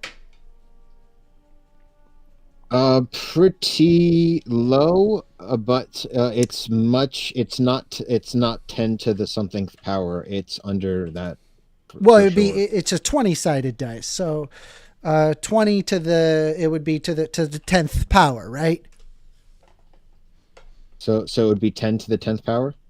It's 20 to the 10th power, which would mean that the probability of you hitting 5, 8, 1, 4, 16, 9, 15, 16, 5, and then 9 is, let's see here, 10 trillion, 240 billion. You would need to roll those 10 dice roughly 10 trillion, 240 billion times to get those numbers. Wasn't that incredible? We just had it happen just now. 5, 8, 1, 4, 16, 9, 15, 16, 5, and 9. Yeah, the amount of randomness. Well, I think like a couple of those rolls are maybe a few hundred of those rolls are needed for the amount of evolutionary changes that we went through from single-celled organism to where we are today. Real quick, all those steps. My point is that the reason why it is not amazingly incredible, even though that it is a 1 in 10.2 trillion chance to roll this exact series of numbers, is because you did not establish value on that thing.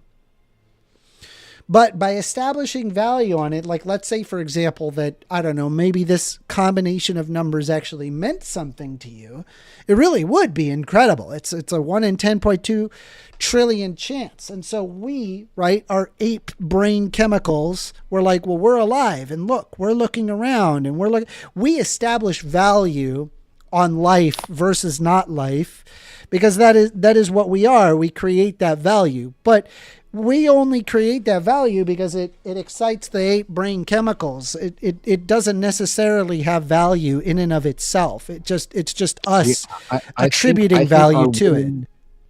I think our winning of the lottery like defeats nihilism in and of itself. It's like we won. We're the victors. Our victory, we shouldn't like just take for granted our like where we are in the universe and like in life itself. Like life has meaning. I don't know exactly what that meaning is. We still have to find out what the truth of the meaning of life is. But I do believe that there is some sort of meaning to life out there. I don't think it's God. I don't think it's religion. But I think there's something about like whether it's reproduction, maybe it probably is just reproduction, but like most life other like most other life forms. But I don't know, man. I mean, I don't think there is. I mean, I disagree with you. I do not believe that there is value, but it's cool that we're experiencing it, and that's where I'm at with it. It makes the ape brain chemicals happy. That's where I'm at with it. And I think you can establish morality and worldviews that work entirely within that paradigm, and you can still be a nihilist. Fair enough. If you want to stay that way, I mean, like I think it like life is happier with meaning. Would you agree or disagree with that? I'm sorry. Can you repeat it? I was thinking about something else and I trailed off. No, that's fine. I do the same thing all the time. Like if life did have meaning, do you think it would be a happier life? No. In fact, I would even argue that it would actually lead to a more depressing life. And the reason why is because I think like meaning is what you establish personally in your life. If there was like some predestined life is supposed to have this meaning, then if you go against that or you don't like that as an answer, then it would be that would be ultimately very unsatisfying to that person. So like take for example, let's just operate some bizarre hypothesis. Okay. There exists some otherworldly being that exists beyond the universe that creates life for a type of chicken nugget. They eat us, and then they just harvest us. That's our purpose is to eat us.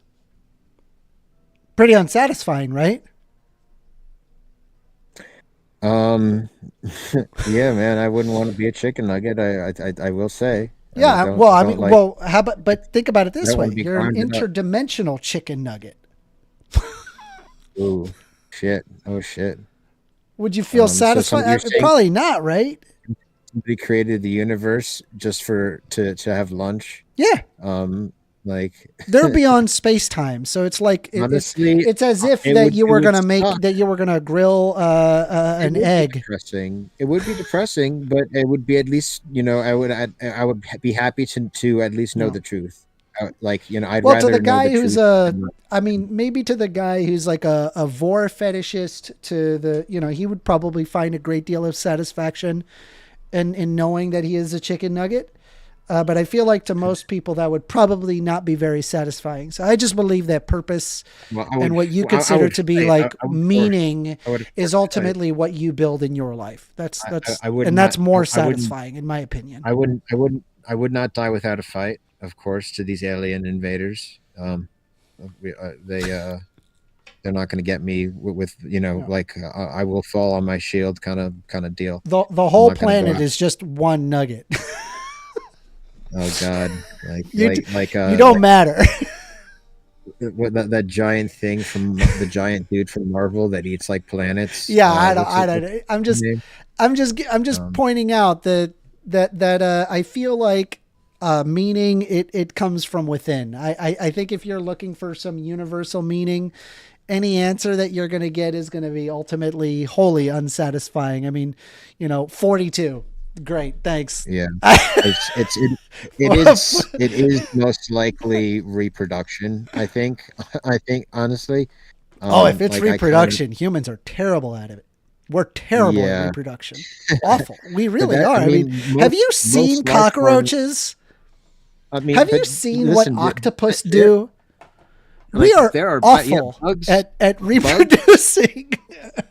Bugs are. We are pretty damn. I mean, we got to the billions, so we're not unsuccessful. I would say, but it's for other life forms. Like the purpose of reproduction. There are more ants in. There are creatures that don't have mouths, dude. There are creatures that can't eat after they become like a winged. Like they only have have the purpose of mating, and then they die. Yeah. They don't have they only have mouths in their larval state, which is weird as fuck. But I think that's I forget what bugs those are. I mean, think about it this way. I mean, there are likely more ants in a portion of Florida, like a county in Florida, than there are humans on Earth. I mean, we are horrendous at reproduction. We're actually quite terrible at it. They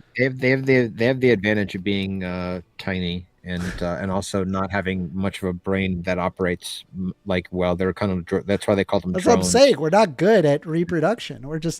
We're not built we make one or two, and it takes decades to make that thing useful. Dude, I think once upon a time we had more kids. I truly believe that. I think 100 years ago, 200 years ago, maybe 300 years ago, I don't know how long. But once upon a time, the people who even farmers who didn't have a lot of money, I think had a lot of kids, just for the chance that one of them would be successful and go to college and be able to pay for everyone else, or not die of tuberculosis or dysentery. Right. Yes.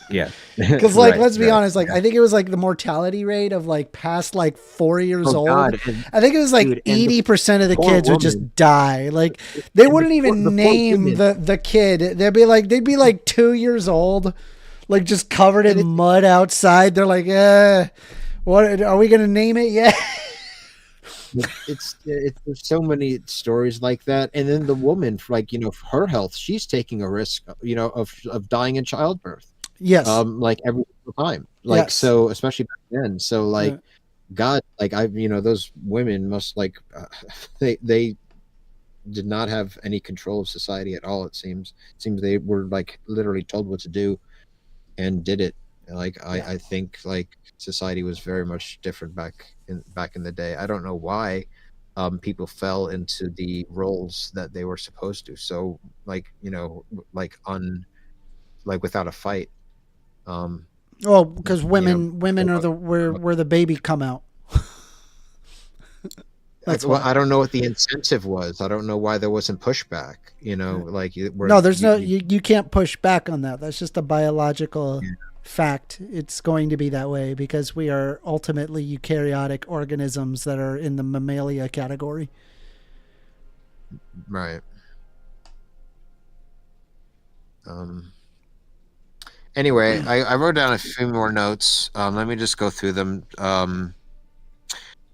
I have this idea that parents need to, like, we should have programs for parents to be taught how to raise a kid, like a specialized school. Like, obviously, I don't know what, you know, that would entail. Like, the child psychologists could create something, you know, and you know, fix some, like, make something for that, you know, that parents have to, you know, if they're having a kid, in order to get the tax breaks that it comes with the kid, you have to go to that special class to learn how to teach good morals to your child. I don't think there's like a one size fits all for every kid. I think it's different for every kid. So I don't know if I would be in favor of a just like a general class on how to take care of your kid. I mean, maybe there's like some general classes for, like, I don't know, how to change a diaper or like stuff that just every parent has to go through. But I do think that every parent going through and taking care of a kid is likely involving a unique experience for every child.